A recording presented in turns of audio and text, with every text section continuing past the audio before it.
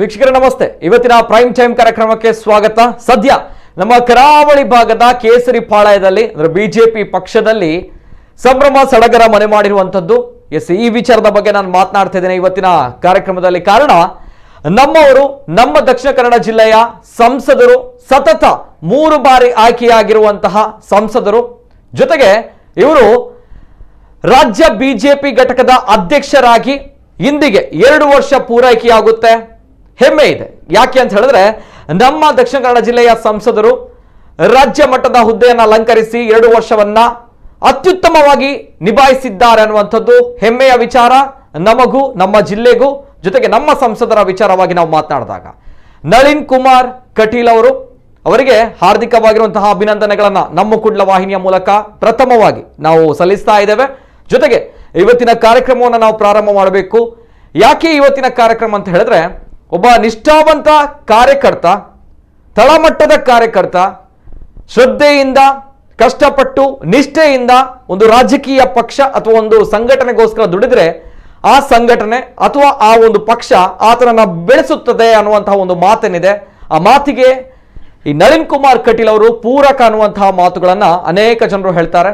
So ಹಾಗಾಗಿ ಈ ವಿಚಾರದ ಬಗ್ಗೆಯೂ ಕೂಡ ನಾವು ಮಾತನಾಡಬೇಕು. ಜೊತೆಗೆ ನಮ್ಮ ರಾಜ್ಯದಲ್ಲಿ, ನಮ್ಮ ಕರಾವಳಿ ಭಾಗದಲ್ಲಿ ನಳಿನ್ ಕುಮಾರ್ ಕಟೀಲ್ ಅವರ ಪರ್ವ ಶುರು ಆಗಿದೆ ಅನ್ನುವಂತಹ ವಿಚಾರ ಕೂಡ ಕೇಳಿ ಬರ್ತಾ ಇದೆ. ಈ ವಿಚಾರದ ಬಗ್ಗೆಯೂ ಕೂಡ ನಾವು ಮಾತನಾಡ್ತಾ ಇದ್ದೇವೆ. ಎಲ್ಲ ವಿಚಾರದ ಬಗ್ಗೆ ಮಾತನಾಡಬೇಕು. ನಳಿನ್ ಪರ್ವ ವಿಶೇಷ ಕಾರ್ಯಕ್ರಮಕ್ಕೆ ಸ್ವಾಗತ. ನಾನು ನಿತಿನ್ ಸಾಲ್ಯ. ಎಲ್ಲೇ ಮೀರಿದಂತಹ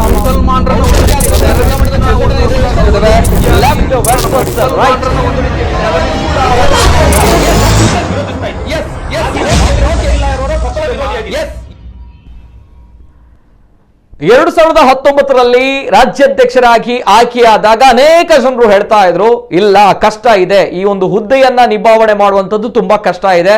ಸಂಸದರಾಗಿ ನಂಬರ್ 1 ಸಂಸದರು ಆಗಿರಬಹುದು, ಆದ್ರೆ ರಾಜ್ಯಾಧ್ಯಕ್ಷರಾಗಿ, ಅದರಲ್ಲೂ ಕೂಡ ಪ್ರಬಲವಾಗಿರುವಂತಹ ಪಕ್ಷ ಬಿಜೆಪಿ ಪಕ್ಷ ದೇಶದಲ್ಲಿದೆ, ರಾಜ್ಯದಲ್ಲಿದೆ, ಇದರಲ್ಲಿ ಘಟಾನುಘಟಿ ನಾಯಕರಿದ್ದಾರೆ. ಇವರ ಮುಂದೆ ರಾಜ್ಯಾಧ್ಯಕ್ಷರಾಗಿ ಹುದ್ದೆಯನ್ನ ನಿಭಾವಣೆ ಮಾಡುವಂಥದ್ದು ಸುಲಭದ ವಿಷಯ ಅಲ್ಲ ಅನ್ನುವಂಥದ್ದು ಅನೇಕ ಜನರು ಹೇಳ್ತಾ ಇದ್ರು. ಅಂದ್ರೆ ಎಲ್ಲರ ಊಹೆಗಳನ್ನ ಸುಳ್ಳು ಅನ್ನುವಂತಹ ದೃಷ್ಟಿಯಲ್ಲಿ ಮಾಡಿರುವಂತವರು ಬಿಜೆಪಿಯ ರಾಜ್ಯಾಧ್ಯಕ್ಷರು ನಳಿನ್ ಕುಮಾರ್ ಕಟೀಲ್ ಅವರು. ಇವರ ನೇತೃತ್ವದಲ್ಲಿ ಲೋಕಸಭಾ ಚುನಾವಣೆ, ವಿಧಾನಸಭಾ ಚುನಾವಣೆ, ಉಪಚುನಾವಣೆ, ಪರಿಷತ್ ಚುನಾವಣೆ ಎಲ್ಲವೂ ಕೂಡ ಬಿಜೆಪಿ ಪಕ್ಷ ಅತ್ಯದ್ಭುತವಾಗಿ ಜಯವನ್ನ ಗಳಿಸುತ್ತೆ. ಎಲ್ಲದಕ್ಕೂ ಕೂಡ ರಾಜ್ಯಾಧ್ಯಕ್ಷರು ಪ್ರಮುಖ ಪಾತ್ರವನ್ನ ವಹಿಸಿದ್ದಾರೆ ಅನ್ನುವಂಥದ್ದು ಬಿಜೆಪಿ ಪಾಳೆಯದ ಸದಸ್ಯರು, ಜೊತೆಗೆ ಅಭ್ಯರ್ಥಿಗಳ ಮಾತುಗಳು. ಎಲ್ಲ ವಿಚಾರದ ಬಗ್ಗೆ ನಾವು ಮಾತನಾಡಬೇಕು. ಅಷ್ಟಕ್ಕೂ ಕೂಡ ನಳಿನ್ ಕುಮಾರ್ ಕಟೀಲ್ ಅವರು ನಮ್ಮ ದಕ್ಷಿಣ ಕನ್ನಡ ಜಿಲ್ಲೆಯ ಸಂಸದರು, ಜೊತೆಗೆ ನಿಷ್ಠಾವಂತ RSS ನ ಕಾರ್ಯಕರ್ತರು. ಈ ರೀತಿ ತುಂಬಾ ದೊಡ್ಡ ಮಟ್ಟದ ಹುದ್ದೆಯನ್ನು ಅಲಂಕರಿಸ್ತಾರೆ ಅಂತ ಬಂದಾಗ ಅವರು ಬಂದಿರುವಂತಹ ದಾರಿ ಯಾವ ರೀತಿ ಇತ್ತು, ಅವರ ರಾಜಕೀಯ ಜೀವನ ಯಾವ ರೀತಿ ಇತ್ತು, ಎಲ್ಲವೂ ಕೂಡ ಮಾತಾಡಬೇಕು. ಹೇಳ್ತಾರೆ ನಳಿನ್ ಕುಮಾರ್ ಕಟೀಲ್ ಅಂತ ಬಂದಾಗ ಮಹಾನ್ ದೈವ ಭಕ್ತರು ಅನ್ನುವಂಥದ್ದು. ಈ ವಿಚಾರದ ಬಗ್ಗೆ ಕೂಡ ಮಾತಾಡಬೇಕು. ಮೊದಲದಾಗಿ ನಳಿನ್ ಕುಮಾರ್ ಕಟೀಲ್ ಅವರಿಗೆ ಇಂದು ಸಿಎಂ ಬಸವರಾಜ ಬೊಮ್ಮಾಯಿ ಅವರು ಕೂಡ ಶುಭಾಶಯವನ್ನು ತಿಳಿಸಿದ್ದಾರೆ 2 ವರ್ಷ ಪೂರೈಕೆ ಮಾಡಿದ್ದಕ್ಕೆ. ಎಲ್ಲ ಬಗ್ಗೆ ಕಂಪ್ಲೀಟ್ ಡೀಟೇಲ್ಸ್ ಬರ್ತಾ ಇದೆ, ನೋಡ್ಕೊಂಬನ್ನಿ. ನಳಿನ್ ಕುಮಾರ್ ಕಟೀಲ್ ಬಿಜೆಪಿ ರಾಜ್ಯಾಧ್ಯಕ್ಷರಾಗಿ 2 ವರ್ಷ ಪೂರೈಕೆ. ಸಂಘಟನಾತ್ಮಕ ಚಟುವಟಿಕೆಯಲ್ಲಿ ಸದಾ ಮುಂದು ಈ ಸಂಘಟನಾ ಚತುರ ನಳಿನ್ ಕುಮಾರ್ ಕಟೀಲ್ ಬಿಜೆಪಿ ರಾಜ್ಯ ಘಟಕದ ಸಾರಥ್ಯ ವಹಿಸಿಕೊಂಡು ಇಂದಿಗೆ 2 ವರ್ಷ ಪೂರ್ಣಗೊಂಡಿದೆ. ಕಟೀಲ್ ನೇತೃತ್ವದಲ್ಲಿ ಎದುರಿಸಿದ ವಿಧಾನಸಭೆ, ಲೋಕಸಭೆ, ಉಪಚುನಾವಣೆ, ಪರಿಷತ್ ಚುನಾವಣೆಯಲ್ಲಿ ಪಕ್ಷ ಭರ್ಜರಿ ಗೆಲುವು ಸಾಧಿಸಿದೆ. ಕೋವಿಡ್ ಸಮಯದಲ್ಲಿಯೂ ಸಂಘಟನಾತ್ಮಕ ಚಟುವಟಿಕೆಯಲ್ಲಿ ಪಕ್ಷ ಹಿಂದೆ ಬೀಳದಂತೆ ನೋಡಿಕೊಳ್ಳುವಲ್ಲಿ ಸಫಲರಾಗಿದ್ದಾರೆ.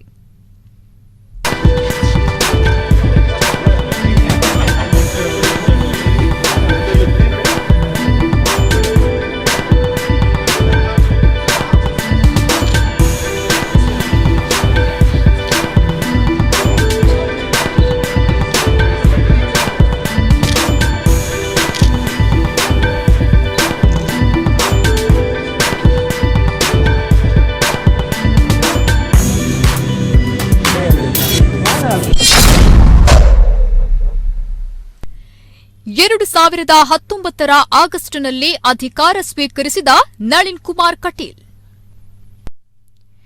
2019 ಆಗಸ್ಟ್ನಲ್ಲಿ ಅಧಿಕಾರ ಸ್ವೀಕರಿಸಿದ ನಳಿನ್ ಕುಮಾರ್ ಕಟೀಲ್ ಮಿಂಚಿನಂತೆ ರಾಜ್ಯದಾದ್ಯಂತ ಅತ್ಯಂತ ಯಶಸ್ವಿಯಾಗಿ ಪ್ರವಾಸ ನಡೆಸಿ ಪಕ್ಷವನ್ನ ಸಂಘಟಿಸಿದ್ದಾರೆ.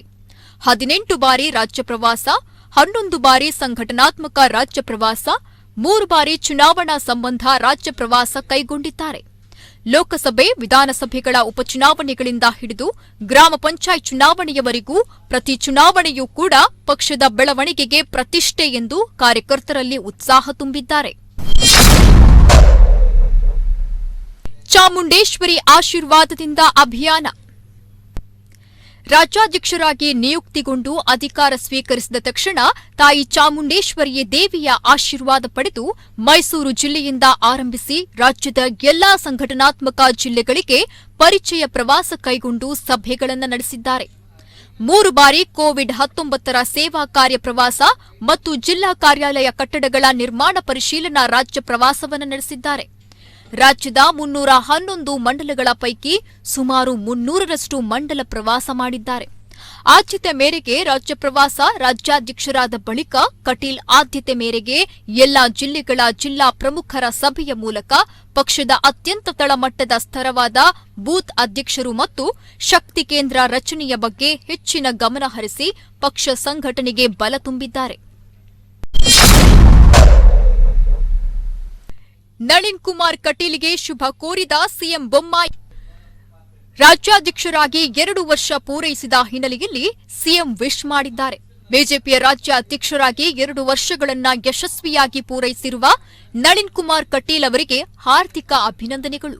ಮುಂದಿನ ದಿನಗಳಲ್ಲಿ ಪಕ್ಷವು ತಮ್ಮ ನೇತೃತ್ವದಲ್ಲಿ ರಾಜ್ಯದಲ್ಲಿ ಇನ್ನಷ್ಟು ಬಲಗೊಳ್ಳಲಿ, ಸರ್ವವ್ಯಾಪಿ ಸರ್ವಸ್ಪರ್ಶಿಯಾಗಿ ಬೆಳೆಯಲಿ ಅಂತ ಶುಭ ಹಾರೈಸುತ್ತೇನೆ ಎಂದು ಹೇಳಿದ್ದಾರೆ. 2019 ಲೋಕಸಭಾ ಚುನಾವಣೆಯಲ್ಲಿ ಗೆಲುವು ಸಾಧಿಸುವ ಮೂಲಕ ಸಂಸದ ನಳಿನ್ ಕುಮಾರ್ ಕಟೀಲ್ ಹ್ಯಾಟ್ರಿಕ್ ಸಾಧನೆ ಮಾಡಿದ್ದಾರೆ. ನರೇಂದ್ರ ಮೋದಿ ಅಲೆಯಲ್ಲಿ 2,74,621 ಮತಗಳ ಅಂತರದಿಂದ 3ನೇ ಬಾರಿ ಲೋಕಸಭೆ ಪ್ರವೇಶ ಮಾಡಿದ್ದಾರೆ. ಕಟೀಲ್ 7,74,285 ಮತಗಳನ್ನು ಪಡೆದರೆ ಕಾಂಗ್ರೆಸ್ನ ಮಿಥುನ್ ರಾಯ್ 4,99,664 ಮತಗಳನ್ನು ಪಡೆದಿದ್ರು. ಇದು ದಕ್ಷಿಣ ಕನ್ನಡ ಜಿಲ್ಲೆಯ ಸಂಸದರು ಬಿಜೆಪಿ ರಾಜ್ಯಾಧ್ಯಕ್ಷರು ನಳಿನ್ ಕುಮಾರ್ ಕಟೀಲ್ ಅವರು ರಾಜ್ಯಾಧ್ಯಕ್ಷರಾಗಿ ಇಂದಿಗೆ 2 ವರ್ಷಗಳು ಪೂರೈಕೆಯಾಗುತ್ತೆ.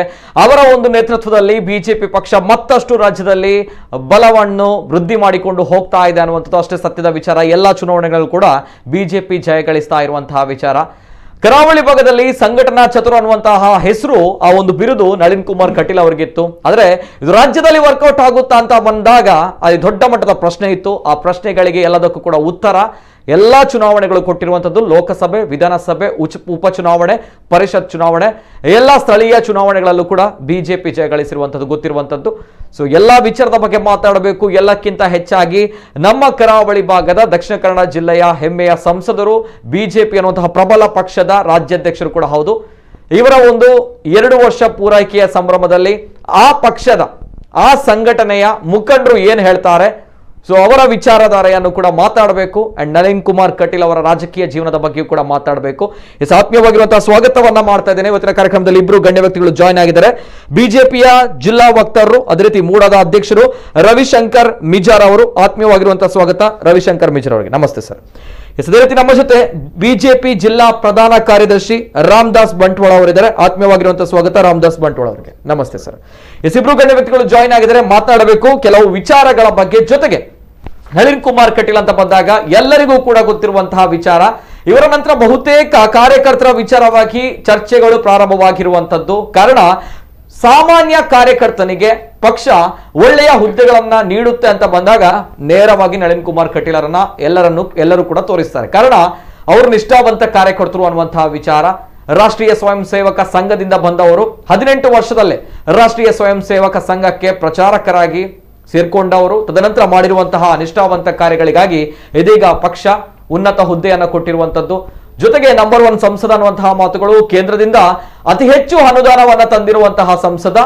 ಎಲ್ಲಾ ವಿಚಾರದ ಬಗ್ಗೆ ಮಾತನಾಡುವಾಗ ನಳಿನ್ ಕುಮಾರ್ ಕಟೀಲ್ ಅವರ ಕೆಲವು ಪ್ರಮುಖವಾಗಿರುವಂತಹ ಅಂಶಗಳು, ಅವರ ಕಾರ್ಯಗಳನ್ನು ಕೂಡ ನೋಡ್ಕೊಂಡು ಬರಬೇಕು. ನೋಡ್ಕೊಂಡು ಬನ್ನಿ.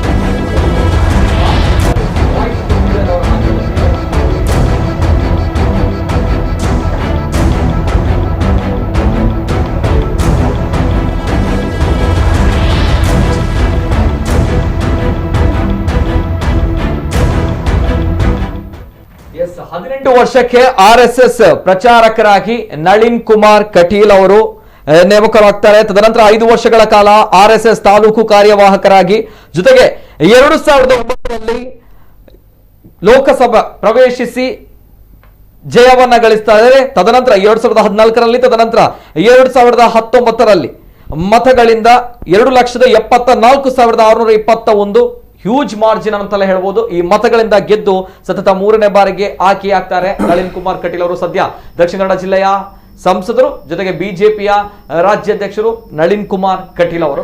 ಇವರ ಬಗ್ಗೆ ಮಾತಾಡಬೇಕು, ಕೆಲವು ವಿಚಾರಗಳ ಬಗ್ಗೆ.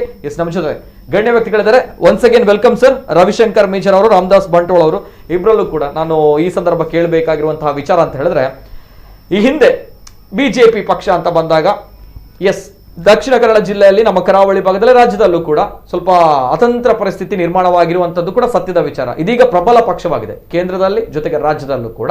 ಅದರಲ್ಲೂ ಕೂಡ ಕರಾವಳಿ ಭಾಗದಲ್ಲಿ 7 ಶಾಸಕರು ಇರುವಂಥದ್ದು ಇದೀಗ ನಮ್ಮ ದಕ್ಷಿಣ ಕನ್ನಡ ಜಿಲ್ಲೆಯಲ್ಲಿ. ಜೊತೆಗೆ ಬಿಜೆಪಿಯ ಸಂಸದರು ನಳಿನ್ ಕುಮಾರ್ ಕಟೀಲ್ ಅವರು. ಒಟ್ಟಿನಲ್ಲಿ ಹೇಳ್ಬೇಕಾದ್ರೆ ಕರಾವಳಿ ಅಂತ ಬಂದಾಗ ಕೇಸರಿ ಪಾಳಯ ಆಗಿದೆ, ಕೇಸರಿಮಯ ಆಗಿದೆ ಅನ್ನುವಂಥದ್ದು. ಅದರಲ್ಲೂ ಕೂಡ ರಾಜ್ಯಾಧ್ಯಕ್ಷರೇ ನಳಿನ್ ಕುಮಾರ್ ಕಟೀಲ್ ಅವರು, ಇಲ್ಲಿಯ ಸಂಸದರು. ಫಸ್ಟ್ ರಿಯಾಕ್ಷನ್, 2 ವರ್ಷಗಳನ್ನ ಪೂರೈಸಿರುವಂಥದ್ದು ರಾಜ್ಯಾಧ್ಯಕ್ಷರಾಗಿ ಏನ್ ಹೇಳ್ತೀರಾ? ಫಸ್ಟ್ ರಿಯಾಕ್ಷನ್ ರವಿಶಂಕರ್ ಮೇಜರ್ ಅವರು. Yes sir. ಒಬ್ಬ ಸಂಘಟನಾ ಚತುರನಾಗಿ ಬಹಳ ಎಳೆಯ ವಯಸ್ಸಿನಲ್ಲಿ ಇವತ್ತು ಒಬ್ಬ RSSನ ಪ್ರಚಾರಕನಾಗಿ, ಕಾರ್ಯಕರ್ತನಾಗಿ ಬೆಳೆದು ಬಂದು ಇವತ್ತು ಆ ಪಕ್ಷದ ಜವಾಬ್ದಾರಿಯನ್ನು ಒಬ್ಬ ಲೋಕಸಭೆಯ 3 ಅವಧಿಗೆ ಚುನಾಯಿತನಾದ ನಂತರ ಪಕ್ಷ ದೊಡ್ಡ ಜವಾಬ್ದಾರಿಯನ್ನು ನಳಿನ್ ಕುಮಾರ್ ಕಟೀಲ್ ರವರಿಗೆ ಕೊಟ್ಟಿದೆ. 2019ರಲ್ಲಿ ಅವರನ್ನು ಆಯ್ಕೆ ಮಾಡಬೇಕಾದ್ರೆ ಬಹಳಷ್ಟು ಜನರು, ಮುಖ್ಯವಾಗಿ ಹೇಳಬೇಕಾದ್ರೆ, ಇಷ್ಟೊಂದು ಕಿರಿಯ ವಯಸ್ಸಿನಲ್ಲಿ ಒಬ್ಬ ವ್ಯಕ್ತಿಗೆ ಇಷ್ಟೊಂದು ದೊಡ್ಡ ಪದವಿಯನ್ನು ಕೊಡ್ತಾ ಇದ್ದಾರೆ, ಇದು ಯಾವ ರೀತಿ ನಿಭಾಯಿಸಬಹುದು ಅಂತ ಒಂದು ಕುತೂಹಲಕಾರಿ ಘಟ್ಟಕ್ಕೆ ತಲುಪಿತ್ತು. ಆದರೆ ನಳಿನ್ ಕುಮಾರ್ ಕಟೀಲ್ ರವರ ಆ ಒಂದು ಸಂಘಟನಾ ಚತುರತೆಯಿಂದಾಗಿ ಇವತ್ತು ಭಾರತೀಯ ಜನತಾ ಪಾರ್ಟಿ ಕರ್ನಾಟಕದಲ್ಲಿ ಅತಿ ಬಲಿಷ್ಠವಾಗಿ 2 ವರ್ಷದ ಕೆಲಸ ಕಾರ್ಯಗಳನ್ನು ಅವರು ಪೂರೈಕೆ ಮಾಡುವುದರೊಂದಿಗೆ ಪಕ್ಷವು ಬಲಿಷ್ಠವಾಗಿ ಇವತ್ತು ಬೆಳೀತಾ ಉಂಟು ಎಂಬುದಕ್ಕೆ ಏನು ಸಂದೇಹ ಇಲ್ಲ ಅಂತ ನಾನು ಹೇಳ್ತಾ ಇದ್ದೇನೆ. Yes sir. Ravishankar major first reaction. ಅದೇ ರೀತಿ ರಾಮದಾಸ್ ಬಂಟ್ವಾಳ ಅವರು, ಬಿಜೆಪಿ ಜಿಲ್ಲಾ ಪ್ರಧಾನ ಕಾರ್ಯದರ್ಶಿ. Yes sir. 2 ವರ್ಷವನ್ನ ಪೂರೈಕೆ ಮಾಡಿದ್ದಾರೆ ನಳಿನ್ ಕುಮಾರ್ ಕಟೀಲ್ ಅವರು ಬಿಜೆಪಿ ರಾಜ್ಯಾಧ್ಯಕ್ಷರಾಗಿ. First reaction sir. ಜಿಲ್ಲೆಯ ಬಿಜೆಪಿಯ ವತಿಯಿಂದ ಸನ್ಮಾನ್ಯ ರಾಜ್ಯಾಧ್ಯಕ್ಷರಿಗೆ 2 ವರ್ಷವನ್ನು ಯಶಸ್ವಿಯಾಗಿ ಪೂರೈಸಿದ್ದಕ್ಕಾಗಿ ನಾನು ವೈಯಕ್ತಿಕವಾಗಿ ಮತ್ತು ಜಿಲ್ಲಾ ಬಿಜೆಪಿಯ ಸಮಿತಿಯ ಪರವಾಗಿ ಹೃತ್ಪೂರ್ವಕವಾದಂತಹ ಶುಭಾಶಯಗಳನ್ನು ಹೇಳಲಿಕ್ಕೆ ಇಚ್ಛೆ ಪಡ್ತೇನೆ. ರಾಜ್ಯಾಧ್ಯಕ್ಷರಾಗಿ 2 ವರ್ಷದಲ್ಲಿ ಯಾವ ರೀತಿ ಅವರು ಯಶಸ್ವಿ ಆದ್ರು ಅಂತ ಹೇಳಿದ್ರೆ, ಅವರಲ್ಲಿರುವಂತಹ ಸ್ವಯಂ ಸೇವಕತ್ವ.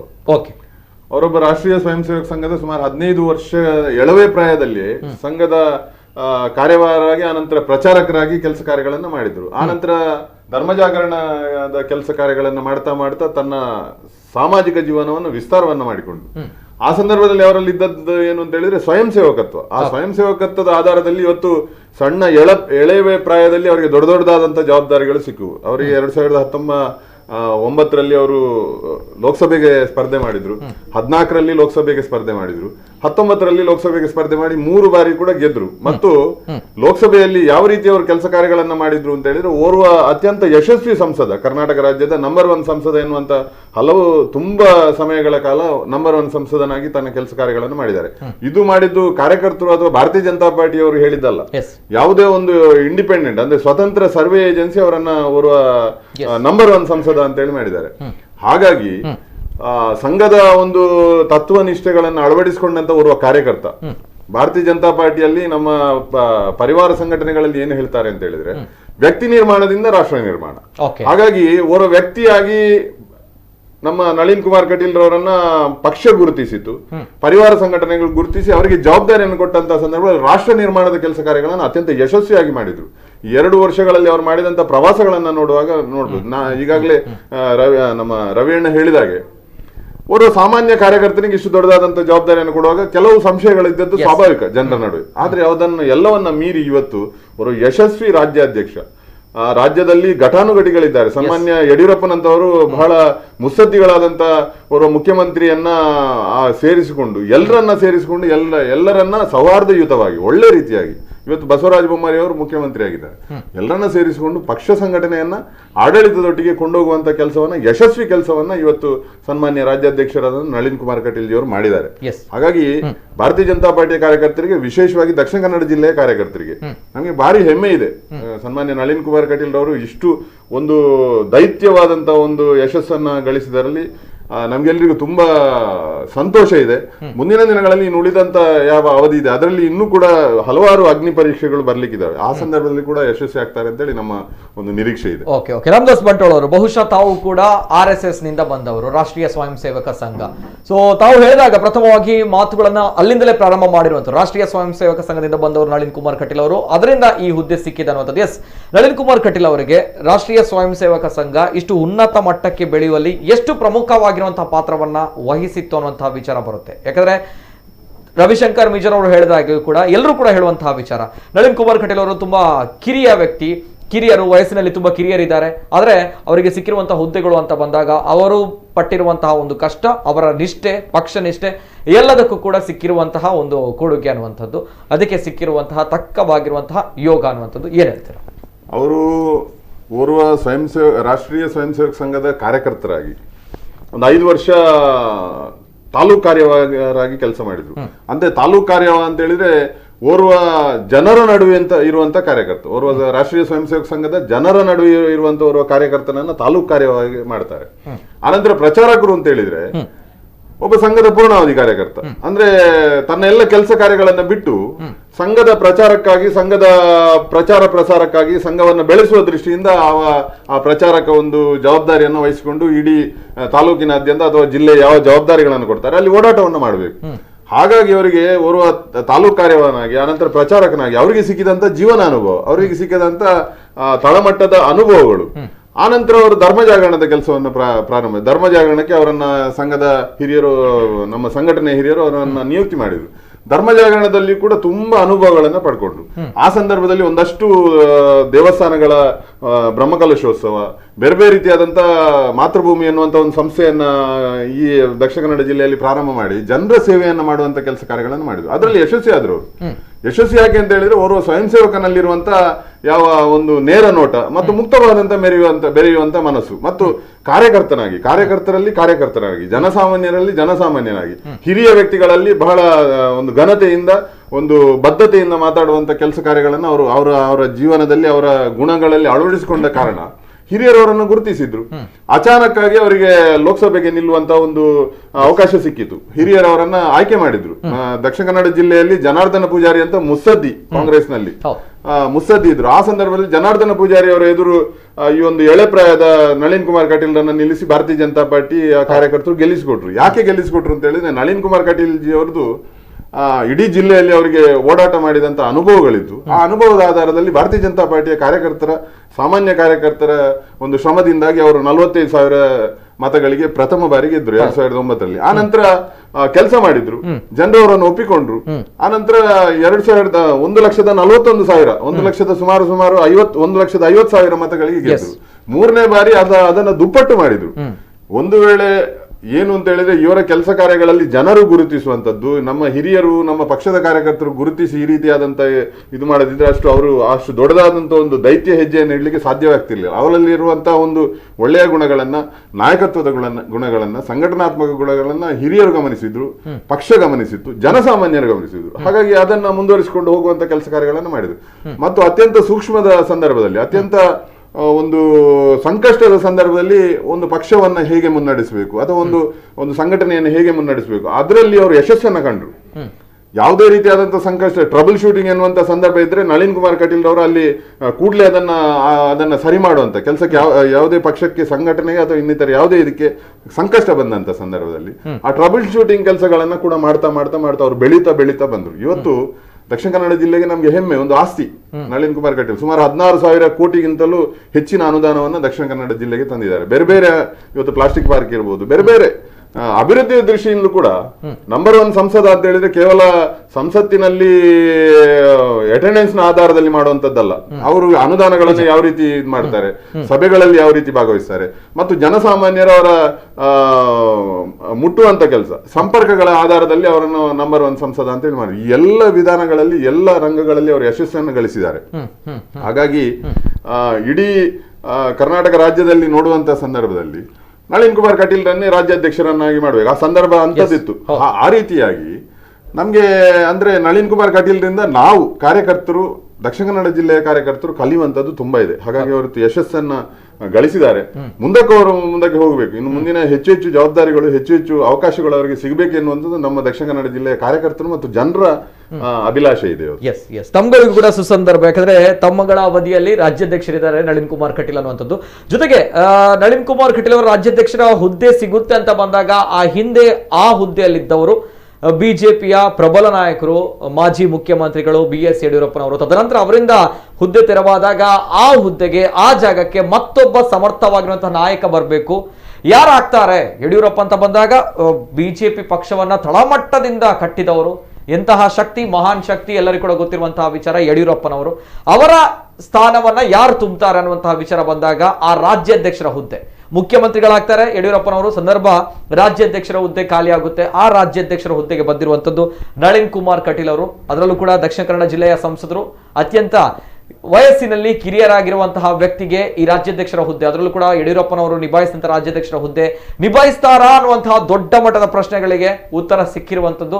ಯಶಸ್ವಿಯಾಗಿ 2 ವರ್ಷಗಳ ಕಾಲ ಪೂರೈಕೆ ಮಾಡಿರುವಂತದ್ದು. ಜೊತೆಗೆ ಅವರ ನೇತೃತ್ವದಲ್ಲಿ ನಡೆದಿರುವಂತಹ ಎಲ್ಲಾ ಚುನಾವಣೆಗಳಲ್ಲೂ ಕೂಡ ಜಯ ಸಿಕ್ಕಿರುವಂತದ್ದು. ಎಸ್ ರವಿಶಂಕರ್ ಮೀಜರ್ ಅವರು, ಈ ಸಂದರ್ಭ ತಾವು ಹಿರಿಯರಿದ್ದೀರಾ, ನಳಿನ್ ಕುಮಾರ್ ಕಟೀಲ್ ಅವರ ಗುಣಗಳ ಬಗ್ಗೆ ನಾವು ಮಾತನಾಡಿದಾಗ ವೆರಿ ಹೈಪರ್ ಆಕ್ಟಿವ್ ಅನ್ನುವಂಥದ್ದು, ಎಲ್ಲದಕ್ಕೂ ಕೂಡ ವಿ ಆರ್ ರೆಡಿ ಅನ್ನುವಂತಹ ವಿಚಾರ. ಹೇಗೆ ನಾವು ಈ ಹಿಂದೆ ಯಡಿಯೂರಪ್ಪನವರು ಇಡೀ ರಾಜ್ಯವನ್ನ ಸುತ್ತಾ ಇದ್ರು, ಪ್ರವಾಸವನ್ನ ಮಾಡ್ತಾ ಇದ್ರು, ಅದೇ ರೀತಿ ಪಕ್ಷ ಸಂಘಟನೆಗೆ ನಳಿನ್ ಕುಮಾರ್ ಕಟೀಲ್ ಅವರು ಜಾಸ್ತಿ ಒತ್ತು ಕೊಡ್ತಾರೆ, ಪ್ರತಿಯೊಬ್ಬ ಕಾರ್ಯಕರ್ತನಲ್ಲೂ ಕೂಡ ಮಿಂಗಲ್ ಆಗ್ತಾರೆ, ಜೊತೆಗೆ ಇಡ್ತಾರೆ ಅನ್ನುವಂತಹ ವಿಚಾರ ಏನ್ ಹೇಳ್ತಾರೆ? ಪ್ರಥಮವಾಗಿ ಒಬ್ಬ ಸಂಘದ ಕಾರ್ಯಕರ್ತನಾಗಿ, ಅದ ನಂತರ ಒಬ್ಬ ಪ್ರಚಾರಕನಾಗಿ ಈ ದಕ್ಷಿಣ ಕನ್ನಡ ಜಿಲ್ಲೆಯ ನಾನು ನೋಡಿದ ಮಟ್ಟಿಗೆ ಮುಲ್ಕಿ ಮೂಡಬಿದ್ರೆ ಕ್ಷೇತ್ರದಿಂದ ಹಿಡಿದು ಸುಳ್ಯದ ಆ ಒಂದು ಗಡಿಭಾಗದವರೆಗೆ ಪ್ರತಿಯೊಬ್ಬ ಕಾರ್ಯಕರ್ತ, ಪ್ರತಿಯೊಬ್ಬ ಭಾರತೀಯ ಜನತಾ ಪಾರ್ಟಿಯ ಯಾರೋ ಒಬ್ಬ ನಿಷ್ಠಾವಂತ ಕಾರ್ಯಕರ್ತ ಇದ್ದಾನೆ, ಅವನ ವ್ಯಕ್ತಿ ಪರಿಚಯ ನಳಿನ್ ಕುಮಾರ್ ಕಟೀಲ್ ರವರ ಪ್ರಬಲ ಅಸ್ತ್ರ ಅಂತ ನಾನು ಹೇಳಿಕ್ಕೆ ಇಚ್ಛೆ ಪಡ್ತಾ ಇದ್ದೇನೆ. ಪ್ರತಿಯೊಬ್ಬನ ಹೆಸರು, ಅವನ ಕುಟುಂಬ, ಅವನ ಕುಟುಂಬದ ಸದಸ್ಯರು, ಅವರ ಬಗ್ಗೆ ಎಲ್ಲ ಸವಿಸ್ತಾರವಾದ ಆ ಒಂದು ಇನ್ಫಾರ್ಮೇಶನ್, ಆ ಒಂದು ನಾಲೆಡ್ಜ್ ಅವರಿಗಿರುವಂಥದ್ದು ಅವರ ದೊಡ್ಡ ಒಂದು ತಾಕತ್ತು ಅಂತ ನಾನು ಹೇಳ್ತೇನೆ. ಈ ತಾಕತ್ತಿನಿಂದಾಗಿ ಏನಾಗ್ತದೆ ಅಂತ ಹೇಳಿದ್ರೆ, ಅವರು ಪ್ರತಿ ಕಡೆಗೆ ಅವರು ಪ್ರವಾಸ ಮಾಡಬೇಕಾದ್ರೆ ಪ್ರತಿಯೊಬ್ಬನನ್ನು ಅವನ ಹೆಸರನ್ನು ಕರೆದು ಅವನ ಹೆಗಲ ಮೇಲೆ ಕೈ ಹಾಕಬೇಕಾದ್ರೆ ಆ ಕಾರ್ಯಕರ್ತರಿಗಾಗುವ ಸಂತೋಷ ಅದು ಬೌನ್ಸ್ ಬ್ಯಾಕ್ ಆಗುತ್ತೆ. ನಿಜ ನಿಜ ನಿಜ. ಇದು ಅವರ ಬರೀ ಚುನಾವಣೆಯ ಸಂದರ್ಭ ಮಾತ್ರ ಅಲ್ಲ, ಬಹಳ ಚುರುಕಿನ ವ್ಯಕ್ತಿ, ಸಮಯ ಪ್ರಜ್ಞೆ ಇರುವಂತಹ ಒಬ್ಬ ರಾಜಕಾರಣಿ ಅಂತ ಹೇಳಿದ್ರೆ ನಳಿನ್ ಕುಮಾರ್ ಕಟೀಲ್. ಅದು 6 ಗಂಟೆ ಬೆಳಿಗ್ಗೆ ಇರಬಹುದು, ಅದು 12 ಗಂಟೆ ರಾತ್ರಿ ಇರಬಹುದು, ಅದು ಟೈರ್ಲೆಸ್ ವರ್ಕರ್ ಅಂತ ನಾನು ಹೇಳಲಿಕ್ಕೆ ಇಚ್ಛೆ ಪಡ್ತಾ ಇದ್ದೇನೆ. ಅಂತ ಒಂದು ಗುಣ ಇರುವ ವ್ಯಕ್ತಿ ಅವರು ಇಷ್ಟೊಂದು ಸುದೀರ್ಘವಾದ ಪ್ರವಾಸಗಳನ್ನು ಮಾಡ್ತಾ ಪ್ರತಿ ಜಿಲ್ಲೆಯ, ಪ್ರತಿ ತಾಲೂಕಿನ, ಪ್ರತಿ ಮಂಡಲದ, ಪ್ರತಿ ಬೂತಿನ ವ್ಯಕ್ತಿಯನ್ನು ಅವರು ಪರಿಚಯ ಮಾಡಬೇಕಾದ್ರೆ ಅವರಿಗೆ ಏನು ಕಷ್ಟ ಇಲ್ಲ. ಹಾಗಿರುವಾಗ ಭಾರತೀಯ ಜನತಾ ಪಾರ್ಟಿ ಇವತ್ತು ಇಷ್ಟೊಂದು ದೊಡ್ಡ ಮಟ್ಟಕ್ಕೆ ನಾವು ಬೆಳಿಬೇಕಾದ್ರೆ ನಮ್ಮ ಬೂತಿನ ಮಟ್ಟದ ಕಾರ್ಯಕರ್ತನಿಂದ ನಮ್ಮ ಪಾರ್ಟಿ ಇವತ್ತು ಇಷ್ಟೊಂದು ದೊಡ್ಡ ಮಟ್ಟಕ್ಕೆ ಬೆಳೆದಿದೆ. ಇವತ್ತು ಬೂತ್ ಜೀತೆಗಾ ತೋ ದೇಶ ಜೀತೆಗಾ ಎಂಬ ಒಂದು ವೇದವಾಕ್ಯದ ಮುಖಾಂತರ ಭಾರತೀಯ ಜನತಾ ಪಾರ್ಟಿ ಇವತ್ತು ಪ್ರಪಂಚದ ಒಂದು ಬಲಿಷ್ಠವಾದ ಸಂಸ್ಥೆಯಾಗಿ ಬೆಳೆದಿದೆ. ಇಂತಹ ಸಂಸ್ಥೆಯ ಒಬ್ಬ ಸಂಸದನಾಗಿ, ಇಂತಹ ಸಂಸ್ಥೆಯ ಒಬ್ಬ ರಾಜ್ಯಾಧ್ಯಕ್ಷನಾಗಿ ಭಾರತೀಯ ಜನತಾ ಪಾರ್ಟಿಯ ಪರ್ಫೆಕ್ಟ್ ಸಿಲೆಕ್ಷನ್ ಇವತ್ತು ಈ ಒಂದು ಹುದ್ದೆಗೆ ರಾಜ್ಯಾಧ್ಯಕ್ಷರನ್ನಾಗಿ ನಳಿನ್ ಕುಮಾರ್ ಕಟೀಲ್ರನ್ನು ಮಾಡಿದ್ದಾರೆ. ಅವರ ಹಲವು ಹಂತಗಳಲ್ಲಿ, ಹಲವು ವಿಧಗಳಲ್ಲಿ ಅವರ ಸಫಲತೆಯನ್ನು ಅವರು ತೋರಿಸಿಕೊಟ್ಟಿದ್ದಾರೆ ಜನರಿಗೆ. ಮತ್ತೆ ಇನ್ನೊಂದು ಹೇಳಬೇಕಾದ್ರೆ,